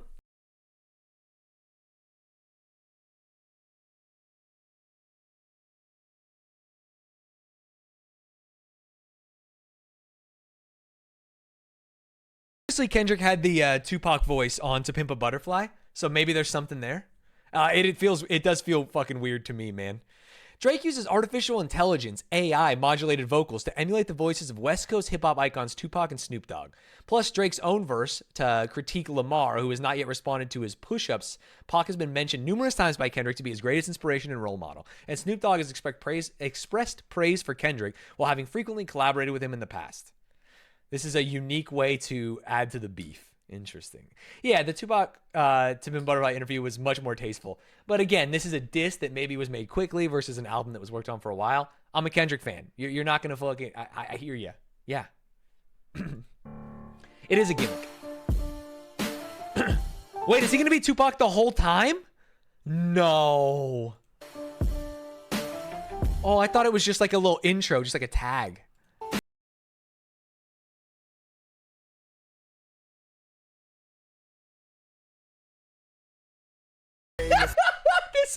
Does this not feel like some kid on YouTube just made this? Someone made an AI cover of me doing like Jason Mraz, and that's what this feels like. It just, it feels like the Chug Jug with You kid could have made this. Like very easy.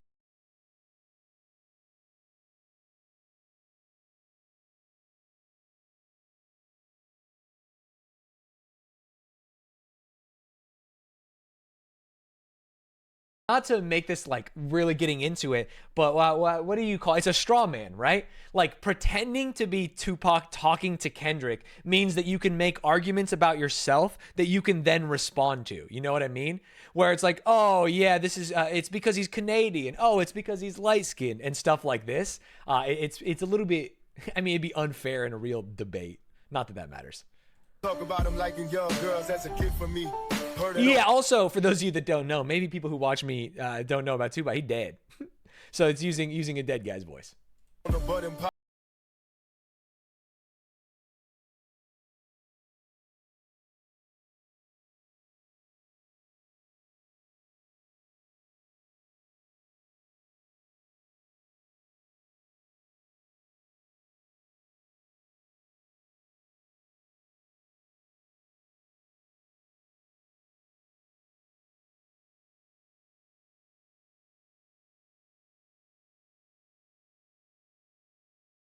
starting with Tupac on Kendrick's side and then being like, actually, I don't fuck with you. Wait, you're bad is so fun.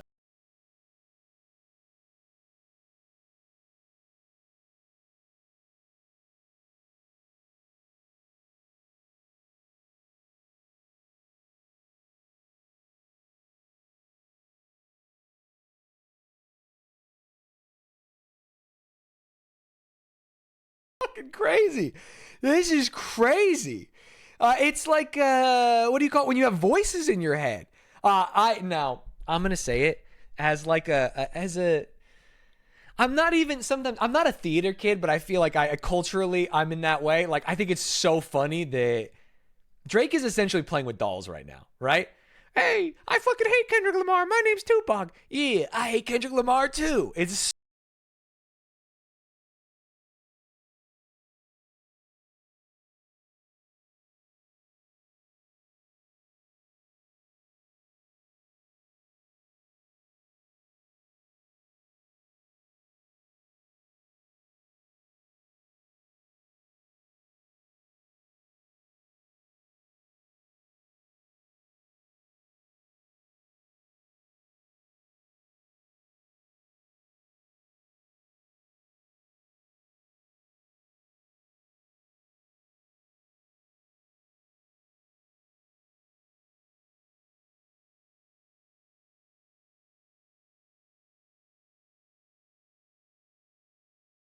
two huge inspirations for Kendrick. Two of the biggest people in West Coast rap historically are like doubting him or saying no. And then Drake would come in with like presumably a kill shot. You know what I mean? Like, yeah, they're right. The people that are West Coast rappers that should be on your side, they don't like you, man. And then he's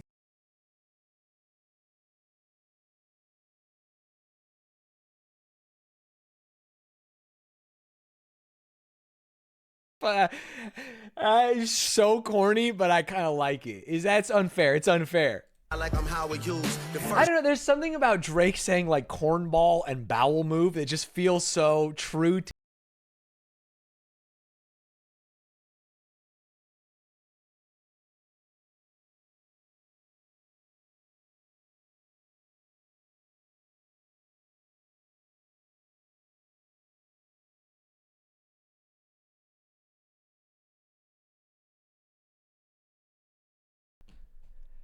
That's crazy. Saying that Kendrick is the corporate industry puppet and not Drake.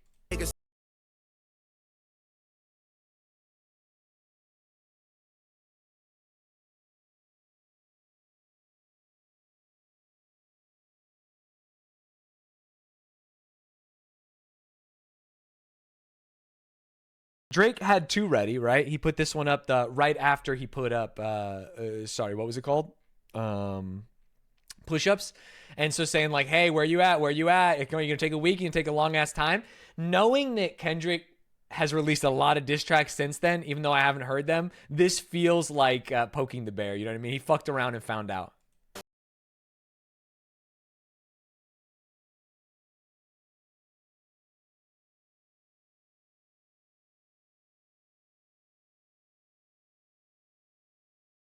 Taylor Swift.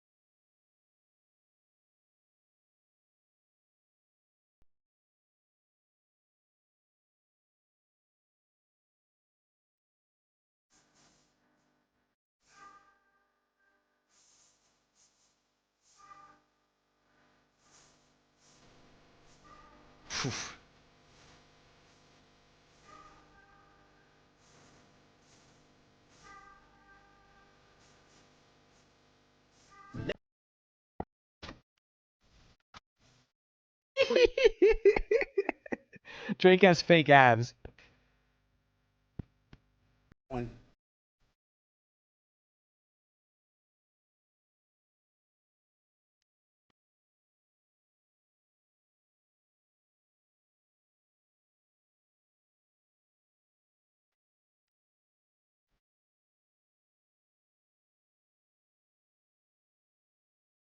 I love that the chorus is just I hate everything about you.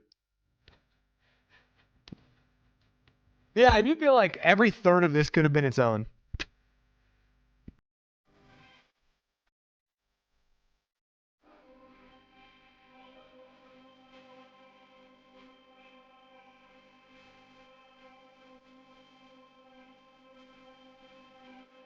Oof.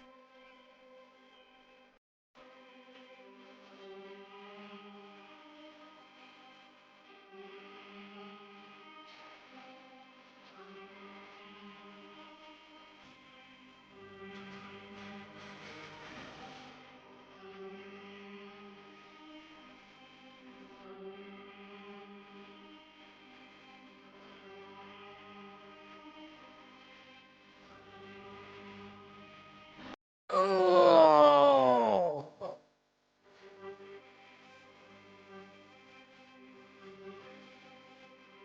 No morals, integrity. I know everyone has already made this, but it's like all I can think about is J. Cole, and it's like, damn, dude. I think J. Cole won the beef. Could you imagine having to listen to 6.5 minutes about like everything that you probably hate about yourself? Fuck.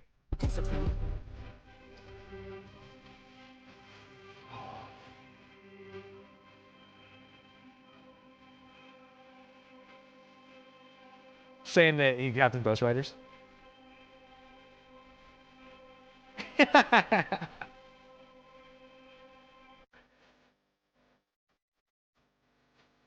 Obi-Ho.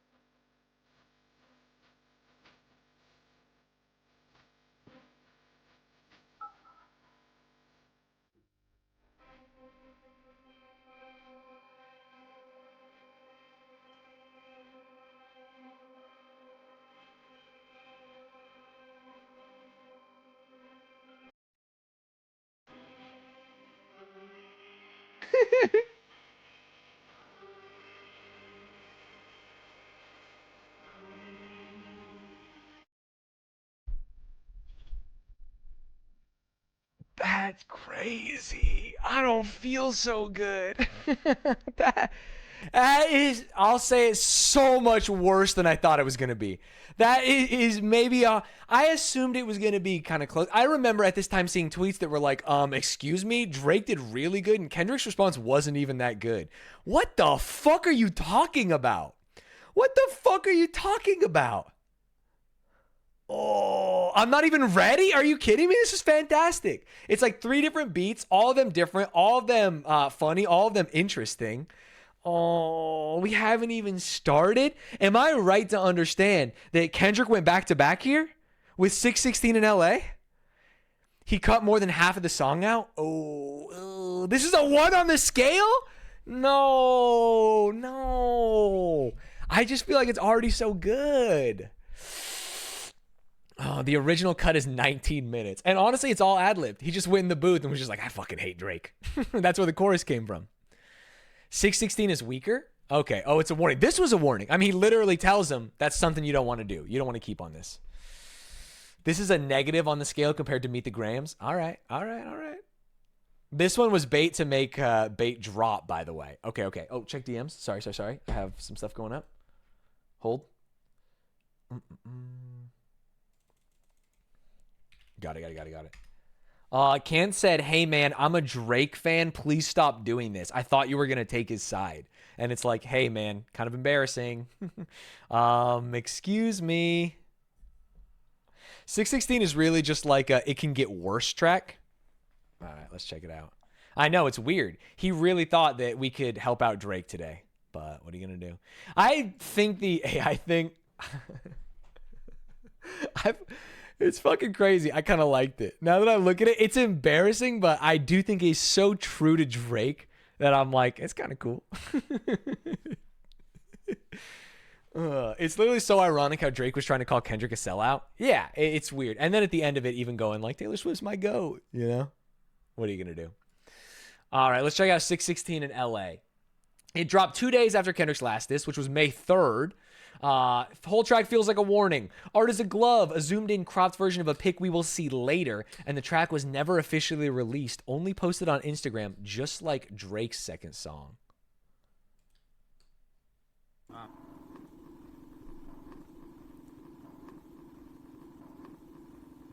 It's a little tease. I mean, it's 3 minutes 42 seconds.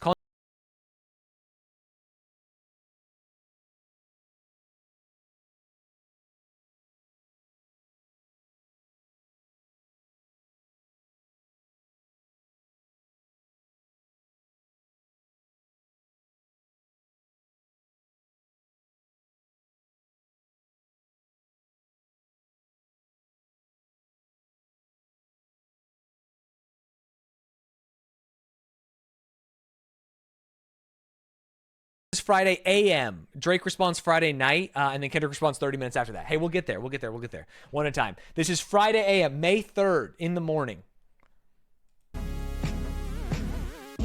Searching Drake AI now brings up the diss instead of an image of him as a mouse in the fridge with cheese.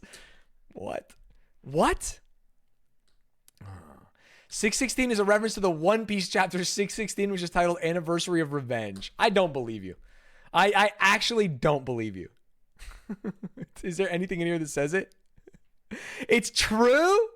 No way. He released it at 6:16 a.m. Pacific? Huh? What? 616 theories were so schizo. Yeah, I don't know. 616 is when Euphoria released and it's Father's Day. That makes more sense to me. This title shit got 1 billion reaches. I don't think it has anything to do with One Piece. I don't think so. I don't think so, man. 616 is Tupac's birthday also? Oh, very interesting. Off-white sons.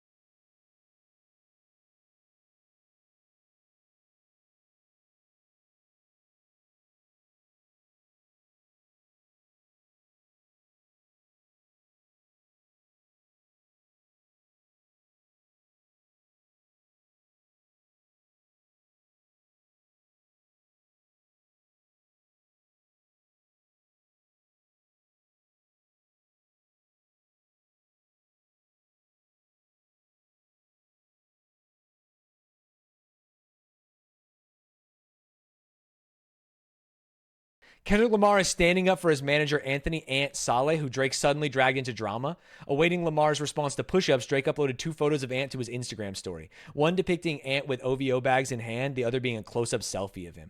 Yeah, we are not getting into a lot of the like outside of the music stuff here, because a lot of this was, hey, what is my unfettered opinion on the music? But there was stuff going on social media at the time. And then fucking with good people make good people go to bat. Kendrick's the good people here. You know what I mean?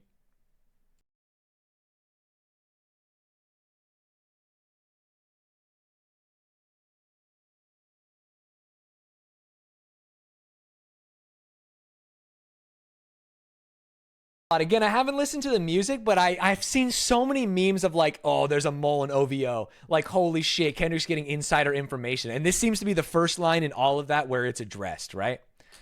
Kendrick interpolates his own lines from Euphoria, his April 2024 diss track against Drake, where Lamar dared him to play a version of Never Have I Ever, a party game where players confess to controversial acts.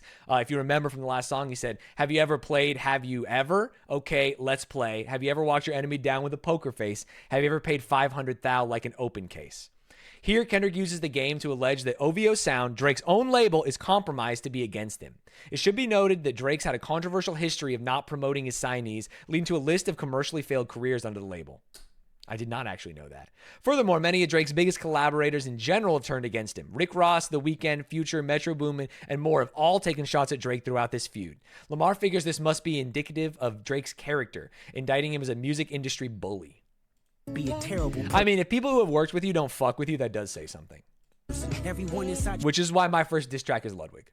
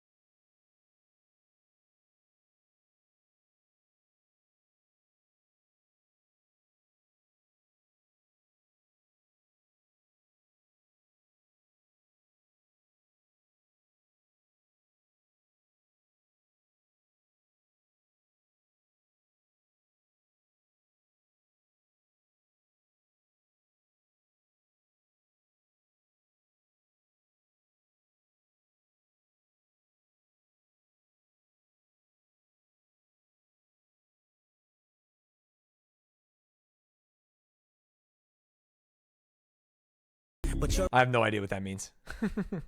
Zach Bia is a well-known figure in the nightlife and entertainment scene, particularly in Los Angeles. He's often seen at high-profile events and parties and has connections with many celebrities, including Drake.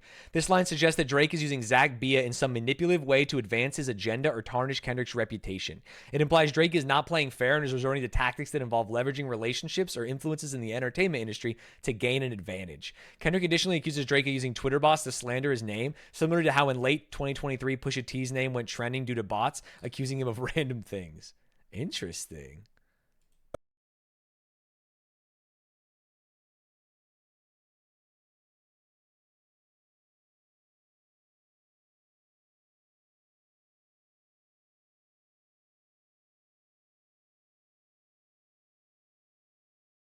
Michael Jackson references in all of this. From wearing Michael Jackson's iconic white glove in the music video for First Person Shooter to mimicking the pop star's dance moves in the music video for Way Too Sexy, Drake has held MJ in reverence throughout his career. Most recently, when Drake was about to tie Michael at 13 chart-topping Billboard Hot 100 releases. He said this on First Person Shooter. Talking about when this is going to be repeated. What the fuck, bro? I'm one away from Michael. Beat it, what? He does compare himself to MJ a lot. After Dot incessantly goes at Drake for having snakes within his team on the second half of 616 in LA, he finishes off the track by predicting for Drake a similar fate to Michael. After investigating Jackson's death, it was ruled a homicide by the Los Angeles County coroner, who found a lethal mix of the drugs lorazepam and propofol in Jackson's system during his autopsy. Later, Dr. Conrad Murray, Jackson's personal doctor, was found guilty of involuntary manslaughter for the circumstances leading to Jackson's untimely passing. Sheesh. Kendrick has brought up MJ in the beat before, telling Drake that he sees himself as the prince to Drake's MJ in Like That. Kendrick references Michael Jackson's single You Are Not Alone and may also mirror the titles of both What Would Meek Do by Pusha T and What Would Pluto Do by Drake himself, with the former being a song by Drake's previous adversary in their own 2018 rap beef, and the latter being a track that can be interpreted as a dig at Drake's former friend and now acquaintance of Lamar's. A lot of this is about, like, your people don't fuck with you. Future. It's highly interesting to note that You Are Not Alone was composed and written by R. Kelly, thus doubling down on Drake's alleged inclination towards young women. I would have never gotten there. Furthermore, it might allude to Mike's hit Man in the Mirror, an introspective track where MJ sings about self-work and being the only one who's able to positively change his ways. Kendrick may be recommending such self-reflection to Drake as well, after calling him a master manipulator and degenerate on April 2024's Euphoria. Sheesh!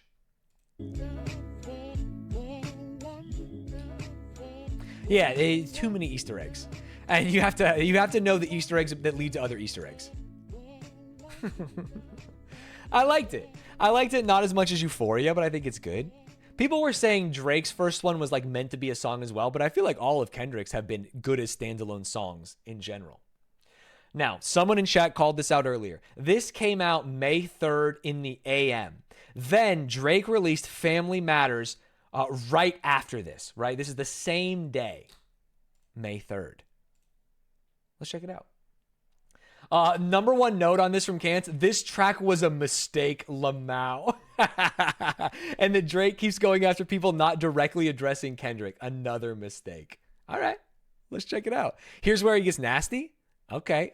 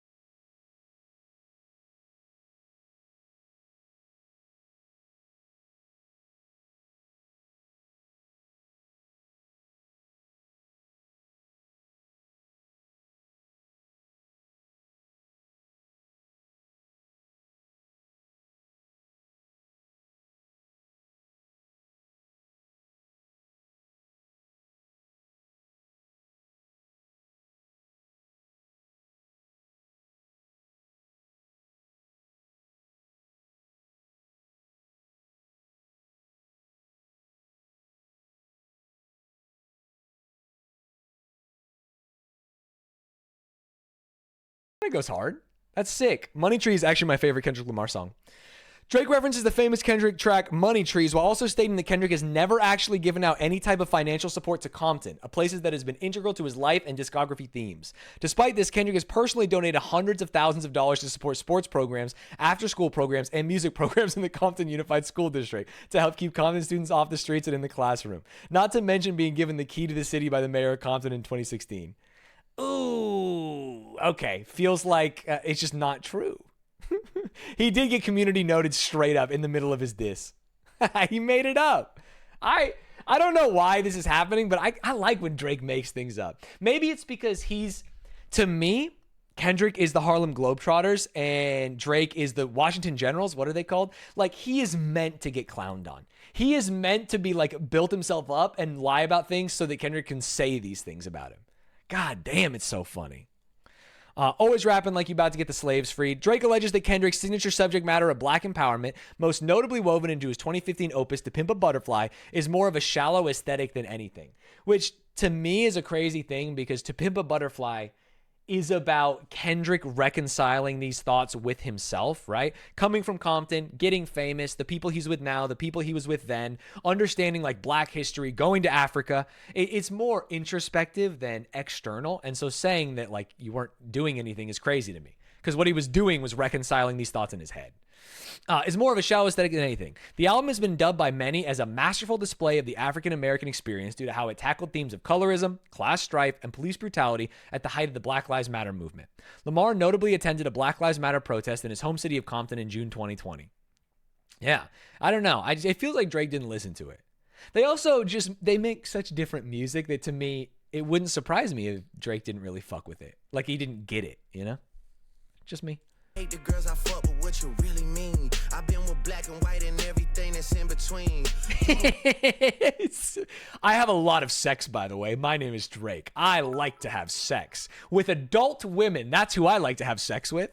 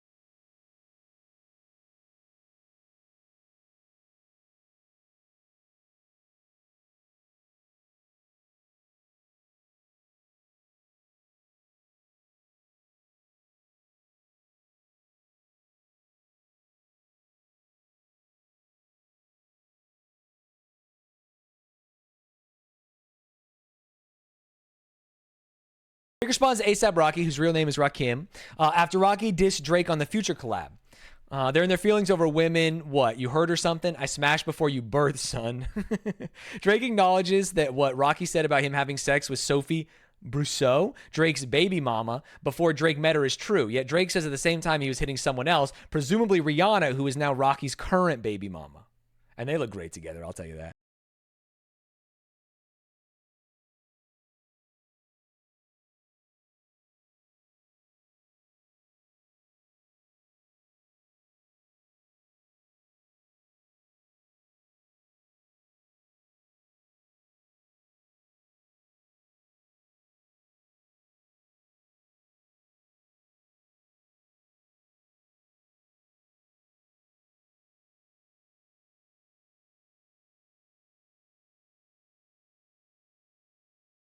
Jesus Christ. Sorry. That's crazy. Hey, that shit is only hitting hard when Baby King put his pen to it. Ross calling me the white boy and the shit kind of got a ring to it. Cause all these rappers. Oh, okay. Sorry. I was like, wait, without the next line, I was like, wait, what? Buddy? Waving white.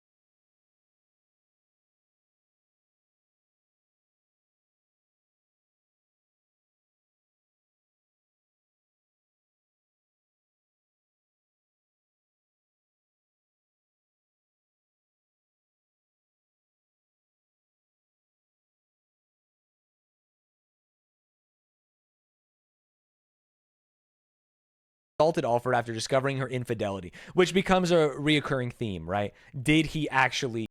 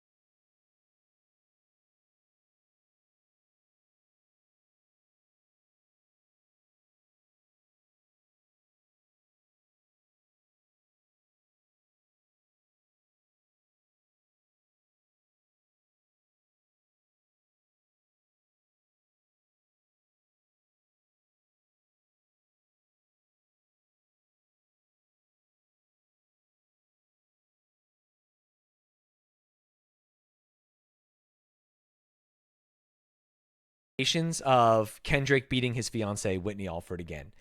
This is, I think, supposed to be like the biggest drop, right? You hired a crisis management team to clean up the fact that you beat on your queen.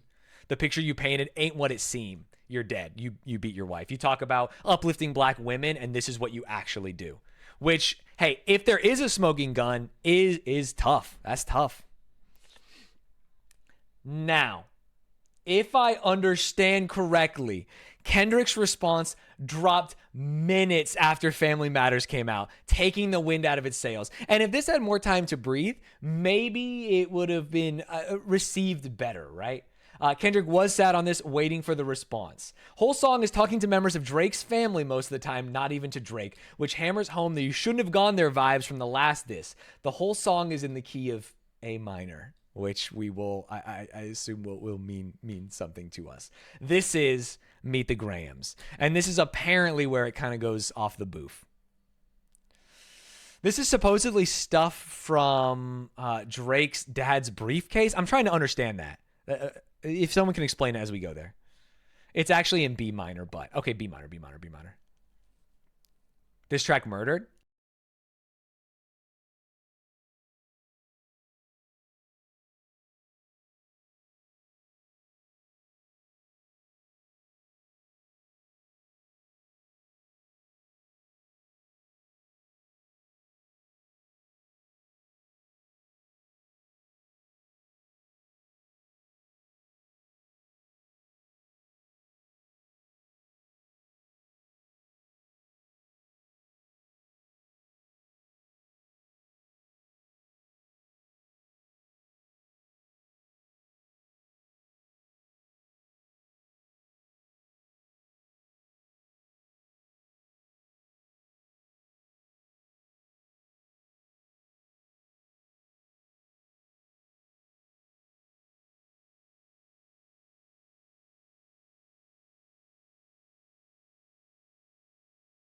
This is absolutely like a coming at Drake. Code switching, for those of you that don't know, is the practice of alternating between two or more languages or varieties of language in conversation. For example, talking with AAVE and say tough with black friends, but speaking clearly, verbose, and politely with white friends. A trope.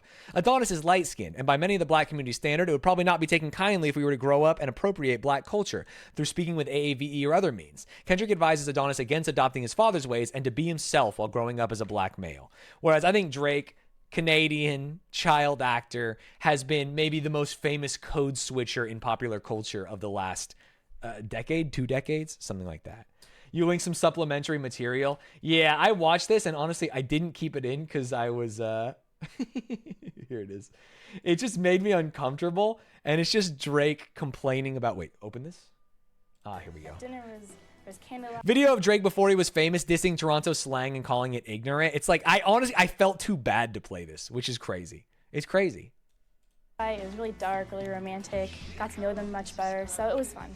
Do you have like your words up there that like are kind of funky and weird? She's asking about like what's kind of slang up in Toronto. The guys at our school, instead of addressing people like the group, like saying like, "What are you guys doing?" Say, "Man's like you." It's really weird. Yeah. So man's like you are going to that, and then just means like the group. The fact that that angle of Drake is a Dutch angle makes me think that like they knew he was gonna get blasted in this. It's not. It's really ignorant. Yeah, he has no accent. I mean, this is him really hanging out with people that he theoretically would have been hanging out with. What about rude? That's rude. No. That's a good thing. That's fat. That's dope. Yeah, I hear that. But these are old school, like. Yeah, those are old school. I don't really talk like that. No. Yeah, that's true. You say that's hot. It does feel like Drake's just kind of a yes man. You know what I mean? Like, yeah, I don't like that. Sorry, you don't like that?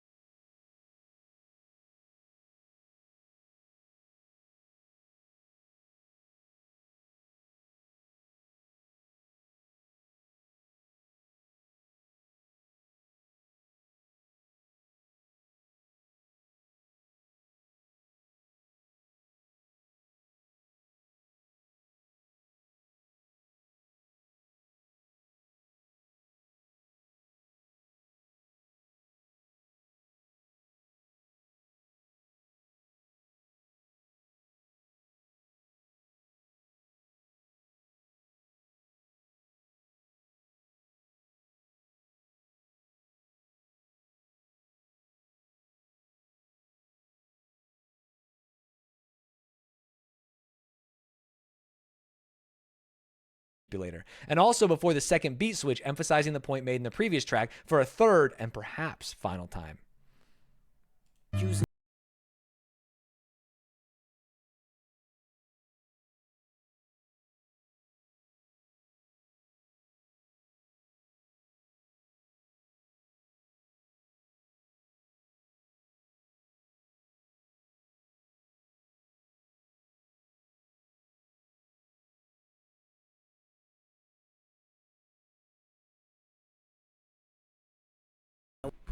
What the fuck? Holy. This heavily mirrors the sentiment of Tranquilizer, a leaked song by Kendrick where he insists that some people simply must die for the greater good. Kendrick then uses the word sick here both literally and figuratively. He believes Drake is mentally sick from the trauma of being improperly raised while also being morally sick and having predatory thoughts. Weinstein should get fucked up in a cell for the rest of their life. He hates black women, hypersexualize them with kinks of an info fetish. Okay, I mean, literally just saying, he's like, yeah, he's just like Weinstein. You know what I mean? He's a predator. In the New York case that is now recently overturned as of May 1st, Harvey Weinstein was originally sentenced to 23 years in prison in 2020 for 2 sex crimes, forcing oral sex on a production assistant in 06, as well as rape in the third degree of an actor in 13. And he's saying, you're just like him. You should both be locked up. God damn. God damn. Grew facial hair because he understood being a beard just fit him better. He got sex offenders on Hovio that he keep on the money. Hovio will never fail to make me laugh, even though I think it's like super low level.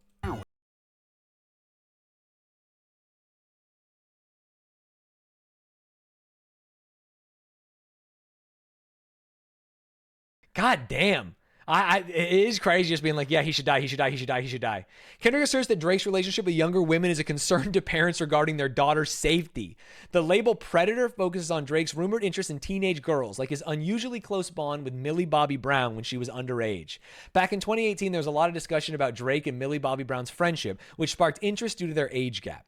This all started when Millie, just 14 at the time, met Drake at his concert in Brisbane and posted about it on Instagram, calling him fantastic and a great friend. Their close bond stirred controversy, with some questioning the appropriateness of their relationship given Drake's age and reputation. Furthermore, back in 2010, there was a questionable video circulating that pictures Drake kissing a 17-year-old during one of his concerts. After finding out her age, he reportedly said, 17? Why you look like that? You thick, look at all this. I don't know if I should feel guilty or not, but I had fun. I like the way your breasts feel against my chest. Jesus Christ, man. She said on the red carpet that he texts her about boy advice. Oy, oy, oy, oy, oy, oy, oy. Yeah, this video, it's on stage. Yeah, he said this. It's not just like, that's so weird. That's so weird. So weird. I've been in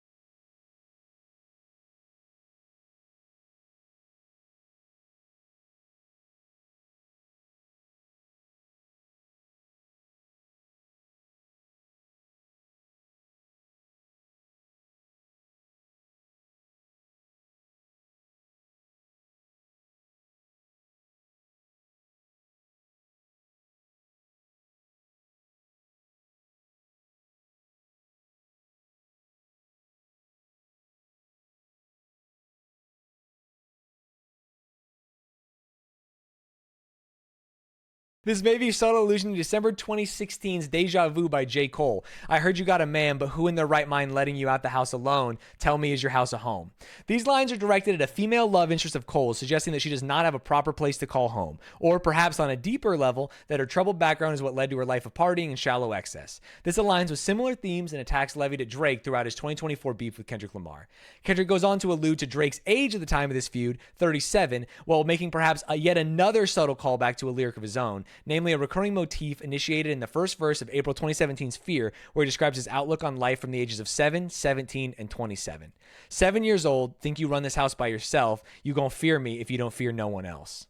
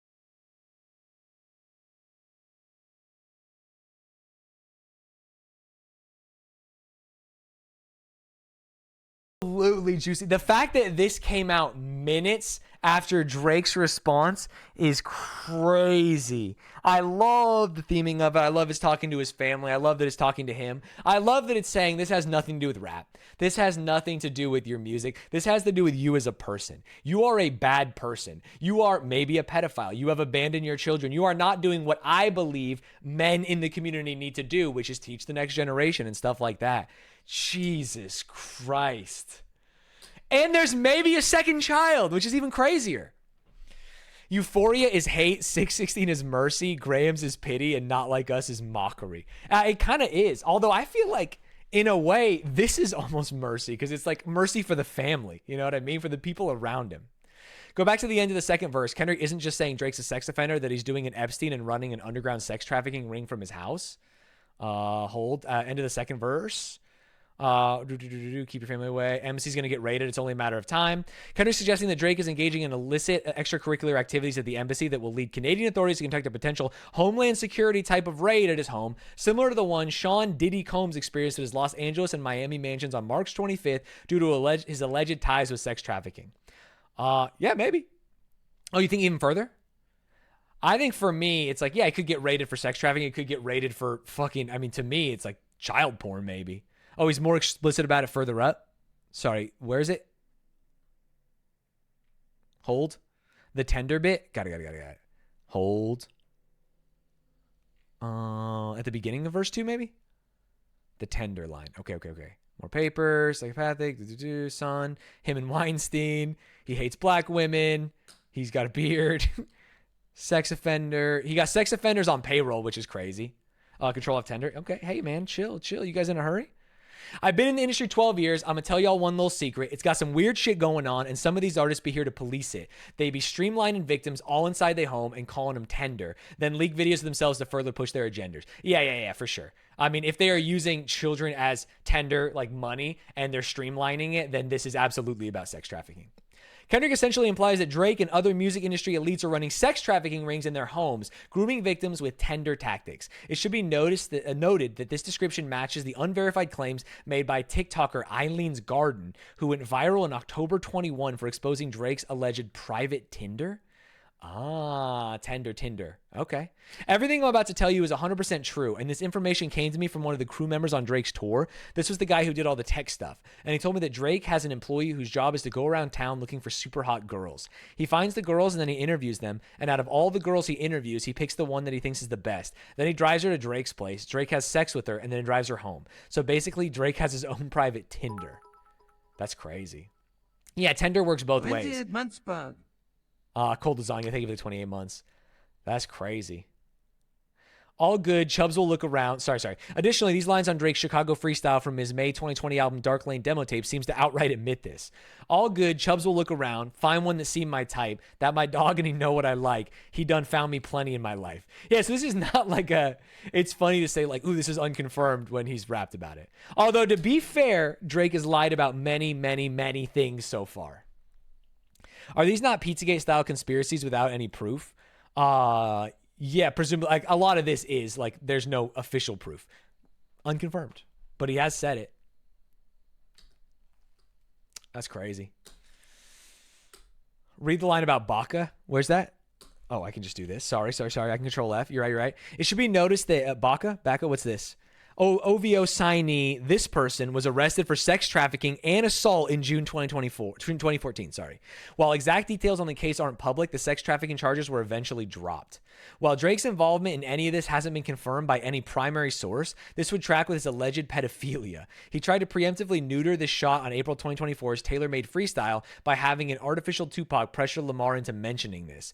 Talk about him liking young girls. That's a gift from me. Lamar even likens Drake to disgraced film producer and sex offender Harvey Weinstein a few bars earlier. Kendrick alleges that Drake advertised a sex trafficking ring by leaking a nude video of himself that went viral in February. Drake bragged about his video on May 2024's Family Matters.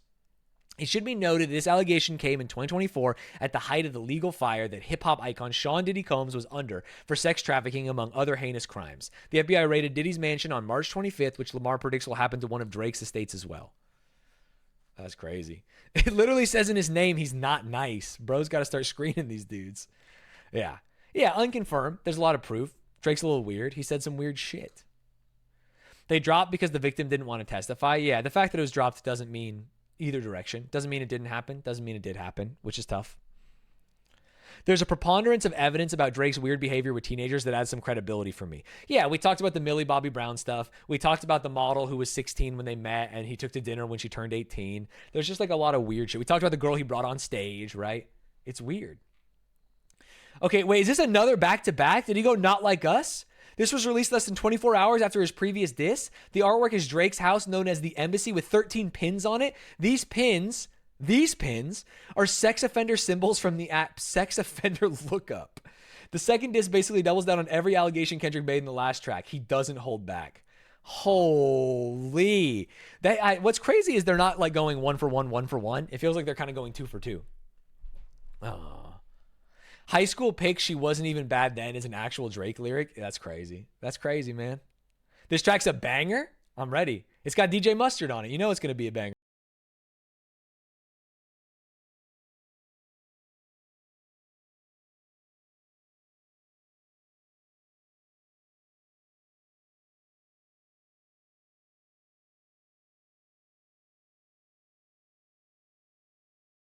Kendrick likens his verbal annihilation of Drake to a crucifixion, which traditionally involves the nailing or fastening of an individual to a cross. 2 perpendicular blocks of wood. People know what a cross is, man.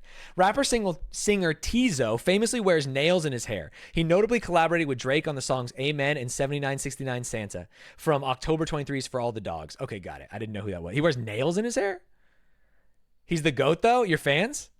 Kind of a crazy look. I'll say it. I'll say it, man. No idea who that was.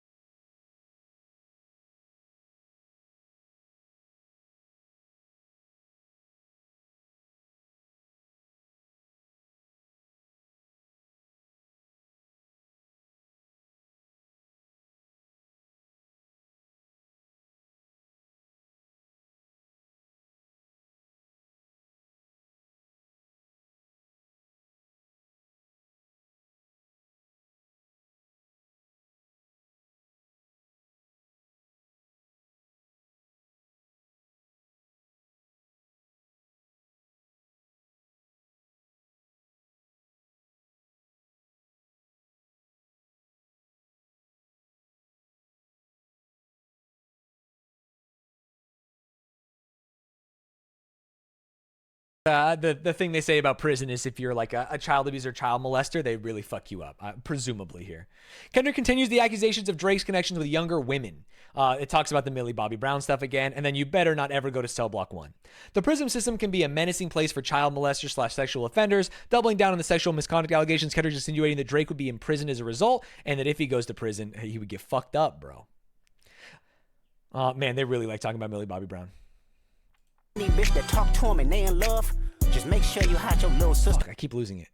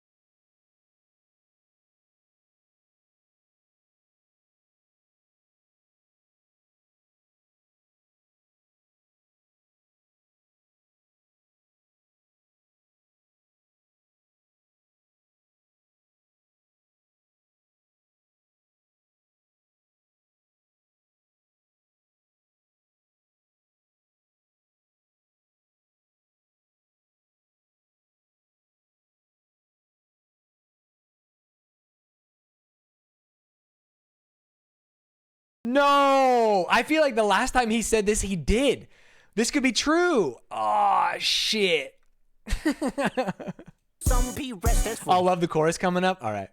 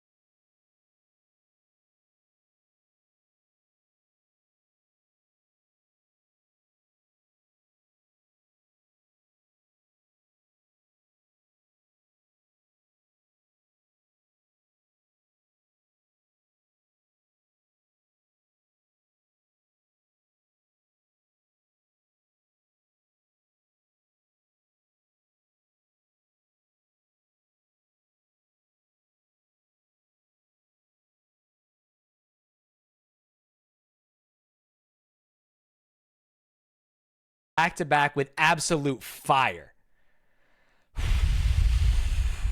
I mean, if Drake doesn't address this, the last time we heard from Drake, he said it's over. Hey, call it quits. You're waving the white flag. There's no way you can respond to this. And then we saw Kendrick say, oh yeah, this is really easy. TTS was going crazy then? Stanz, that wasn't in the court. TTS was going crazy? I didn't even hear it. Was TTS actually going crazy? You want me to play it again? I'll fucking play it again, bro. God, hey, hey, hey, hey, run for your life. I couldn't hear it. Hey, hey, hey, hey, God, hey, hey, hey, hey, run for your life. Hey, hey, hey, hey, run for your life. It blended into the mix. That's so funny. I was like, damn, that moaning's sick. He the 69 God, freaky ass nigga. He the 69 God. Hey, hey, hey, hey, run for your life. Bro,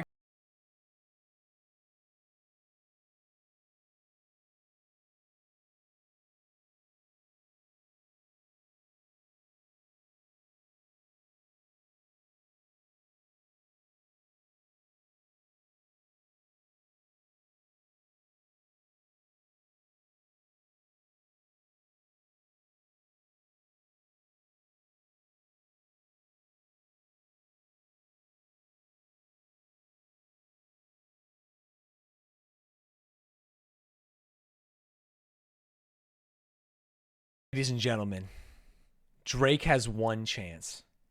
5.5 minutes, pretty good. This is called The Heart Part 6. Hey, for someone who's outside of it, is there a Heart Part 1 through 5? What's happening here? Should I... There is. Okay. How should I feel about it? Give me some context going into this. Kendrick songs are 1 through 5. Got it. That explains everything.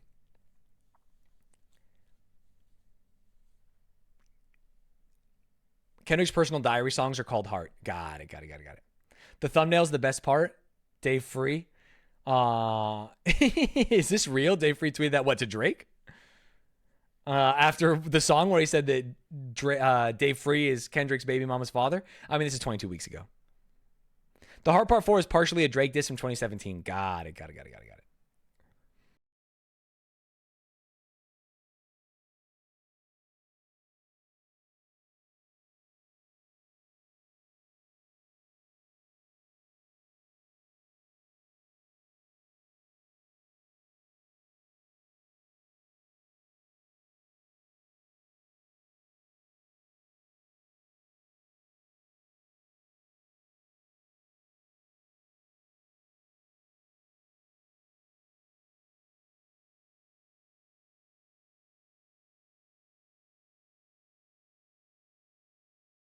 One, that's a crazy intro, right?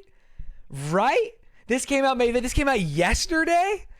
Ghostwriters took a break for this song. Oh, is this one not good? He sounds so defeated in this one.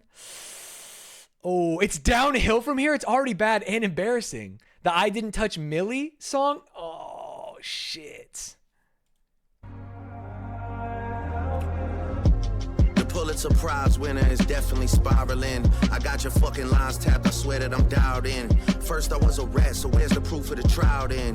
Where's the paperwork of the cabinet is filed in? 1090 Jake would've took all the walls down. The streets would've...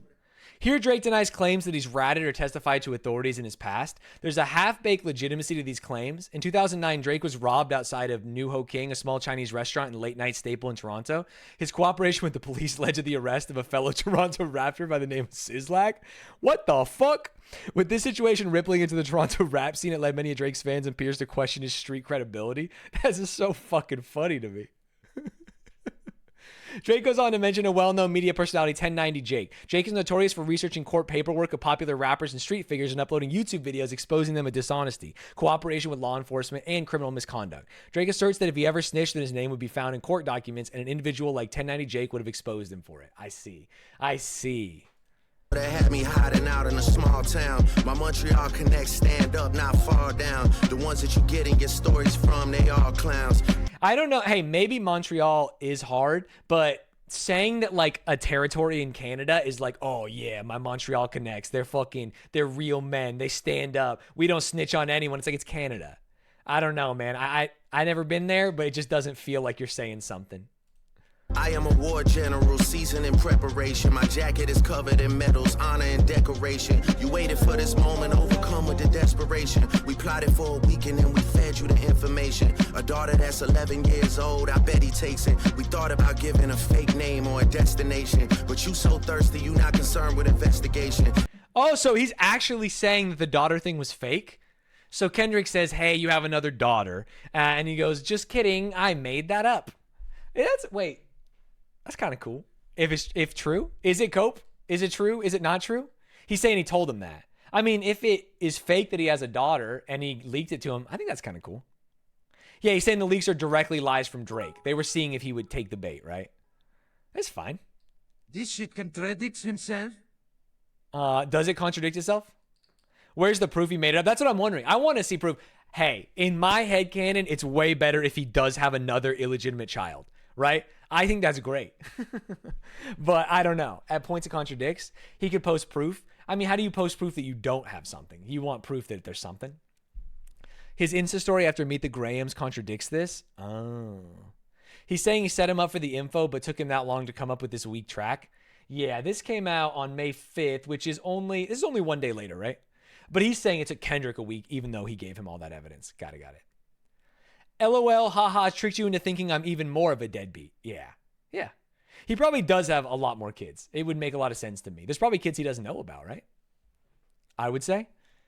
If he intentionally leaked something to intentionally bait, any sane person would keep receipts of that. Well, I think the receipt is the fact that, like, Kendrick rapped about it. But he should have done the name. Because if he had said, like, hey, he has a child with this name, then Kendrick says it, then he knows that he actually leaked something versus just this. I don't know. Instead, you in that Venice studio, it's a celebration. You gotta learn to fact check things and be less impatient. Your fans are rejoicing, thinking this is my expiration. Yeah, or screenshots or text or literally anything that proves that he leaked it versus just saying it. Exactly. The picture you use, the jokes and the medication, the Maybach glove and the drug he uses for less inflation. Master manipulator, you bid on a speculation. You dumb and reactive, nigga, I'm petty with dedication. What about the bones we dug up in that excavation? And why isn't Whitney denying all of the allegations? Why is she following Dave Free and not Mr. Morale? You haven't seen the kids in 6 months, the distance is wild. Damn, I mean, is that true? Who knows? He's doing the, deadbeat dad thing because Kendrick has come after him saying, like, this was your son that you were hiding from the world. You're not being, like, a real father to him. So Drake has responded with, like, hey, you beat your wife and you're actually not a good father. But I think for Drake, we know he wasn't a good father in, like, abandoning his son. We don't have the same kind of information on Kendrick. Your wife doesn't follow is the most high school ass take. Yeah, I mean, hey, social media, man. Dave leaving heart emojis underneath pics of the child. Speaking of anything with a child, let's get to that now. This is Dave leaving the heart emoji under pics of the child. Sorry, it's behind my face. This is what he's talking about. It's the cover art for the song. Epstein angle was the shit I expected. TikTok videos you collected and dissected. The Epstein angle was the shit I expected is also fucking crazy. If anyone expects an Epstein angle about you, you got to reevaluate your life, right? It's like that can't be the first thing people think about when they think about how to make fun of you. Instead of being on some disdirect shit, you rather fucking grab your pen and misdirect shit. My mom came over today and I was like, mother, wait a second. That's that one record where you say you got molested. Fuck me, I just made the whole connection. This about to get so depressing. This is trauma from your own confessions. What? When your father leave you home alone with no protection, so neglected. That's why these pedophile raps, the shit you so obsessed with, is so excessive. They acting like... So he's saying Kendrick was molested, and that's why he's obsessed with these claims of pedophilia. Yikes. Drake references Mother I Sober by Kendrick Lamar, the 17 track of Lamar's 2022 Mr. Morale and the Big Steppers, where he delves into his sexual traumas. Family ties, they accuse my cousin. Did he touch you, Kendrick? Never lied, but no one believed me when I said he didn't. As that quote implies, it should be noted that Kendrick makes it explicitly clear in the song that he wasn't molested. Regardless, the double negative confused Drake, to be perfectly honest.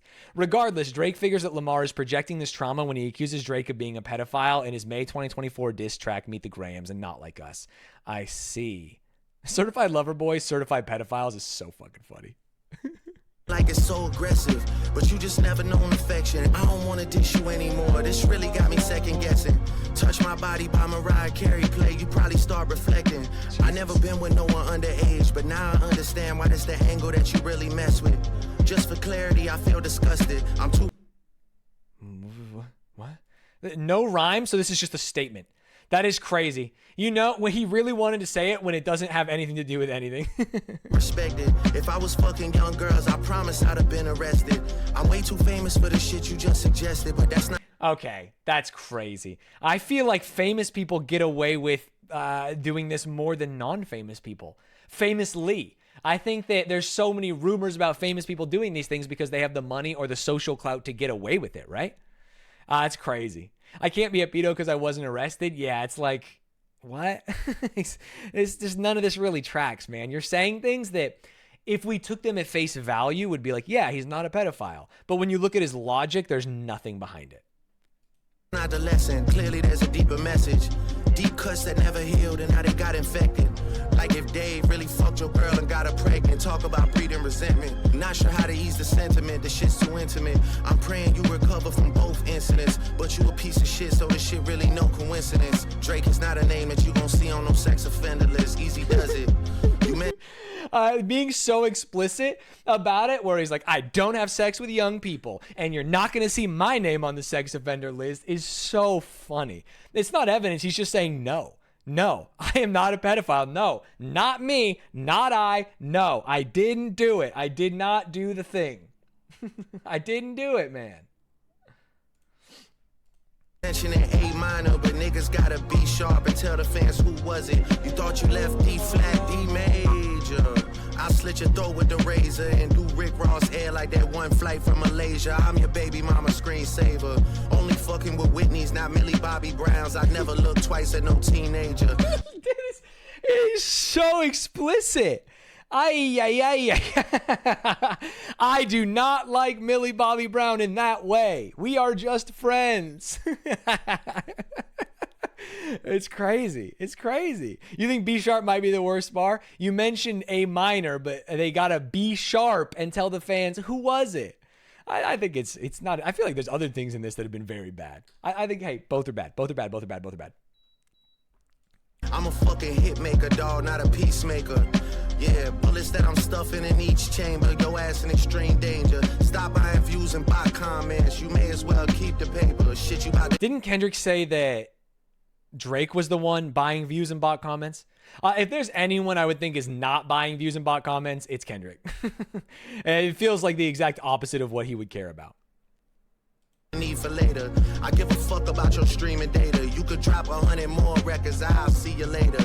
Yeah, maybe when you meet your maker. I don't want to fight with a woman beater. It feeds your nature. Okay. If you still bumping R. Kelly, you could thank the savior. Said if they deleted his music, then your music is going to a hypocrite. I don't know. Drake brings up the controversial stance Kendrick Lamar took in June 2018 after Spotify removed XXX Temptation. I don't know who that is. I think he's the SoundCloud guy. He's the Xanax rap guy. And R. Kelly songs from their playlists. I can question my... Yeah. Is he dead? He's dead? Oh, no. Am I mixing him up? He's a verified wife beater? Okay, tough. He got shot. He died a while ago. X is murdered and is rumored to be killed by hired guns from Drake. Is that a real rumor or is Drake in chat right now? He might have had X killed? Okay. Sheesh. And R. Kelly songs from their playlist. Kendrick stood in defense of X and R. Kelly, and Kendrick even threatened to pull his own music from Spotify if their actions continued. Drake implies that Kendrick is a hypocrite for defending one pedophile, R. Kelly, and not defending him and domestic abuser X, but wants to fully call out and wish death upon an alleged pedophile, Drake. This line also references Savior, the 14th song from Kendrick's 2022 album, Mr. Morale and the Big Steppers, a song where Kendrick says that whoever people idolize are just humans and not gods that are always right and perfect. Understand why these real rumor. Okay. People praise you, sounding like you sent him commissary when he needs some paper. Album dropping soon, no wonder you turn a clout chaser instead of doing hard labor. Nigga, I see you when I see you like Fantasia. Whitney, you can hit me if you need a favor. And when I say I hit your back, it's a lot safer. Again, he goes back to the allegations of beating Whitney. When I hit you back, when I text you back, when I call you back, it's going to be a lot safer than Kendrick hitting you back.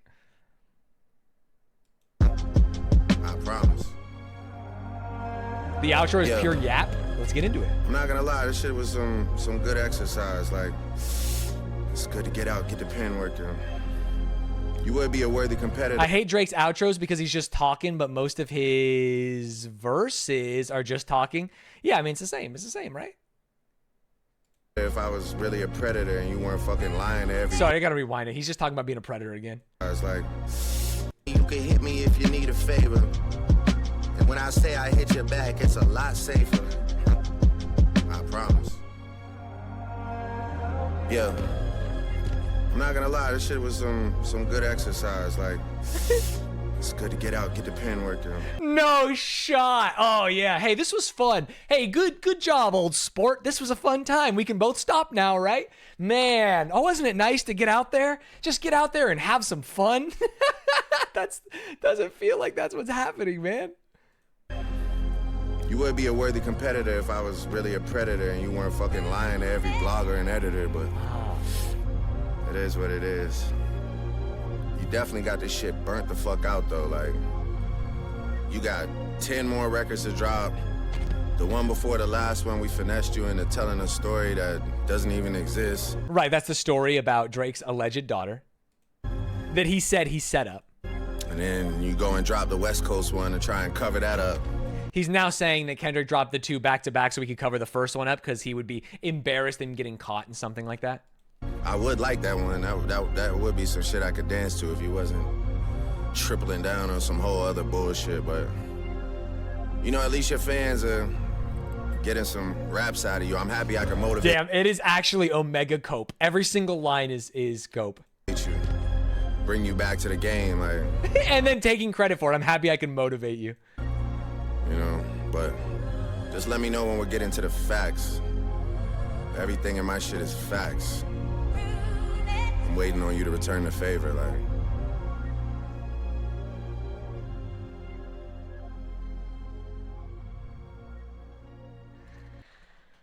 I mean, it's not over. It doesn't matter. I mean, Drake, it does feel like, God, remember before when he was like, and I won, it's over. There's no more here. There's nothing else you can say, right? You're dead. And now it's like, hey, we had some fun. Let's all walk away from this. This feels like begging for it to end, right? It feels like a forfeit.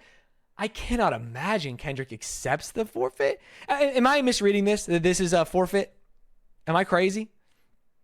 The biggest white flag in the history of rap beef. I do think an outro where you're just talking and pretending that none of the things just happened is crazy. It's 100% a forfeit. Yeah, I think Kendrick's got to respond. Although I don't know etiquette here. Maybe there's like a thing. If he says that, you just end.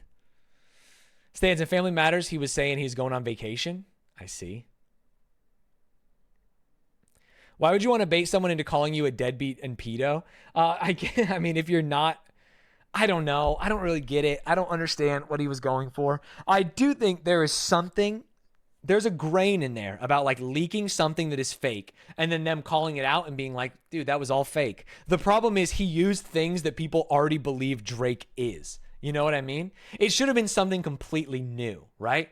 You want him to leak like Drake has a tiny dick. Everyone is saying it. And the women have been paid hush money. And then he whips out the snake again, you know, for the first time. That would be like, okay, maybe there's something here. None of these things you said were real. But the problem is everyone believes that Drake rightly believes that he would abandon a child. And so like why the fake doesn't make any sense. Right? Right? Yeah, we know what he's packing. I'm saying if we hadn't. Even if we hadn't. Now play BBL Drizzy. So BBL Drizzy, please listen to this BBL Drizzy one. Yeah. So there has been a trend going on, right? A hashtag. It's been, this got to be the funniest one that people are using. Should we check it out? Is this crazy? I'm going to rely on Cants. Cants? It's funny. Should I start with this one? Is there another one? I'll say it. We were playing basketball yesterday and Ludwig was saying BBL Drizzy and shit like that. And I was like, what the fuck are you talking about, buddy? What the fuck? Yeah, what's the original? Link me. Check it out. Maybe not vid, but worth watching them if chat wants to. I see. You must. Ooh, Midnight's here. Look at the animation too. Kendrick versus Drake in a nutshell. Also, before we move on, saying that Drake, you got a mole, so I know you a pedo, and then Drake going, okay, let's leak some info and see if we have a mole, and then proves it. Yeah, it is. I think at a certain level, Drake's like, ah, shit. Like, hey, we do have a mole, no matter what happened here. No matter what happened here. Listen to the song first. Link it.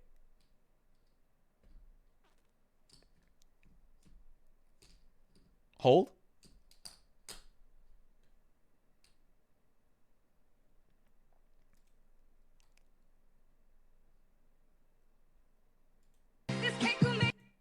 This one?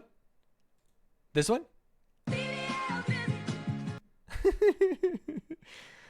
I just need to know this one here. Either works? Okay, got it. So this is just a beat and some background music. The whole point? Or did someone already do something on it?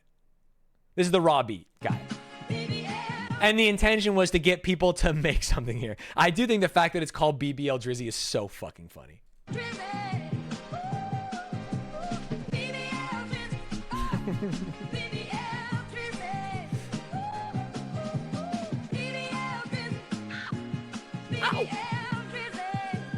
Crowdsourced rap beef is crazy.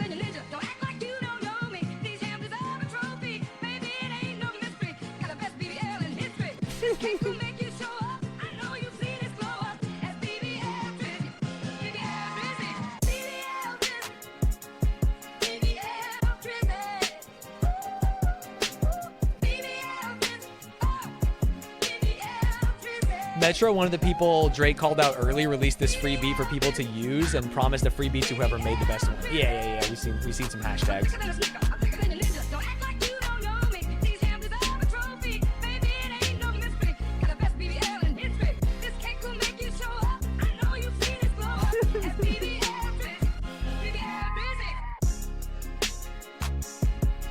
Got it. Okay, so now we know what's going on. People liked this one. Take that, Drake, you scallywag. 17 million views, 183,000 likes.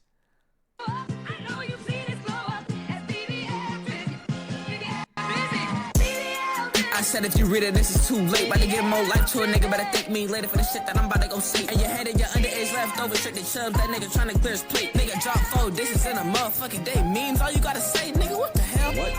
Don't hit that red button, I'm scared, man. Hit the red button. Hearing people say the word memes will always make me laugh. I'ma dance some, leave a nigga flying in the air. Bro, trying to chase some, ain't gon' wreck none. Doc doing Cody like a test of me, finna crash out. Only time I see the black, and you wanna fucking black out. Bring the Mac out, nigga back down. Tryna run away, I blow his back out. Like, what's a plan of attack now? Better pull a call and throw the flag out, nigga back out. If I had a daughter that just turned 11, I'd be scared of 12 too. Stanz, after all this, make sure to make your conclusions on the disses. Who won? Best track, worst line, overall summary. Got it. This some shit that would ban me from heaven, I'd be scared of 12 too. If I had sex and feelings riddled in my house, I'd be scared of 12 too. Chat, if you want to listen to a certain version, fucking link it, you lazy fuckers. I'm sitting here, and it's like, we need this version. Link it, man. The fuck, I just clicked this. You think we're listening to this one? Because someone linked it. Someone actually took the time to do it. But it's 13 of them, minus 12, nigga, that's you. And that's sad too, little nigga. Probably got pissed on that same spot where you got wing tattoo. We can go for eternity, bitch, I get joy out of this, we can laugh too. We saw the last time you came in contact with a gun, nigga. This what happen when you tell Metro, shut up, go and make some drums, nigga. Man, I put the whole world at you now, gang. Hope you find your daughter, though.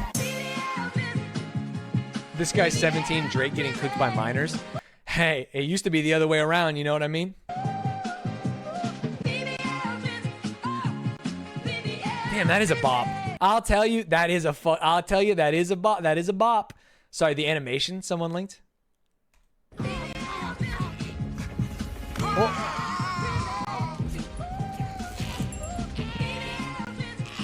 J. Cole crying. Oh my god. Oh, J. Cole's still crying.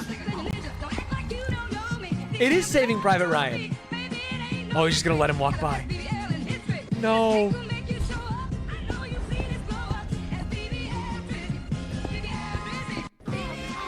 That's crazy. That's crazy. That's actually a beautiful animation. Holy shit.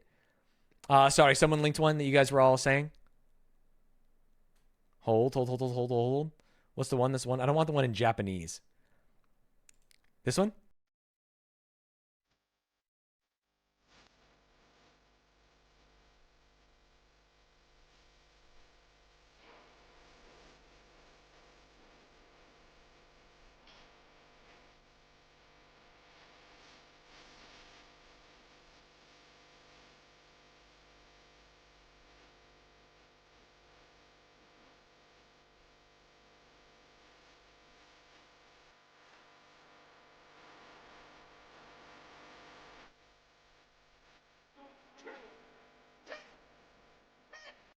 I should have known. I should have known. When Cam said, "Hey, you don't worry about this part," I should have known. I should have fucking known, man.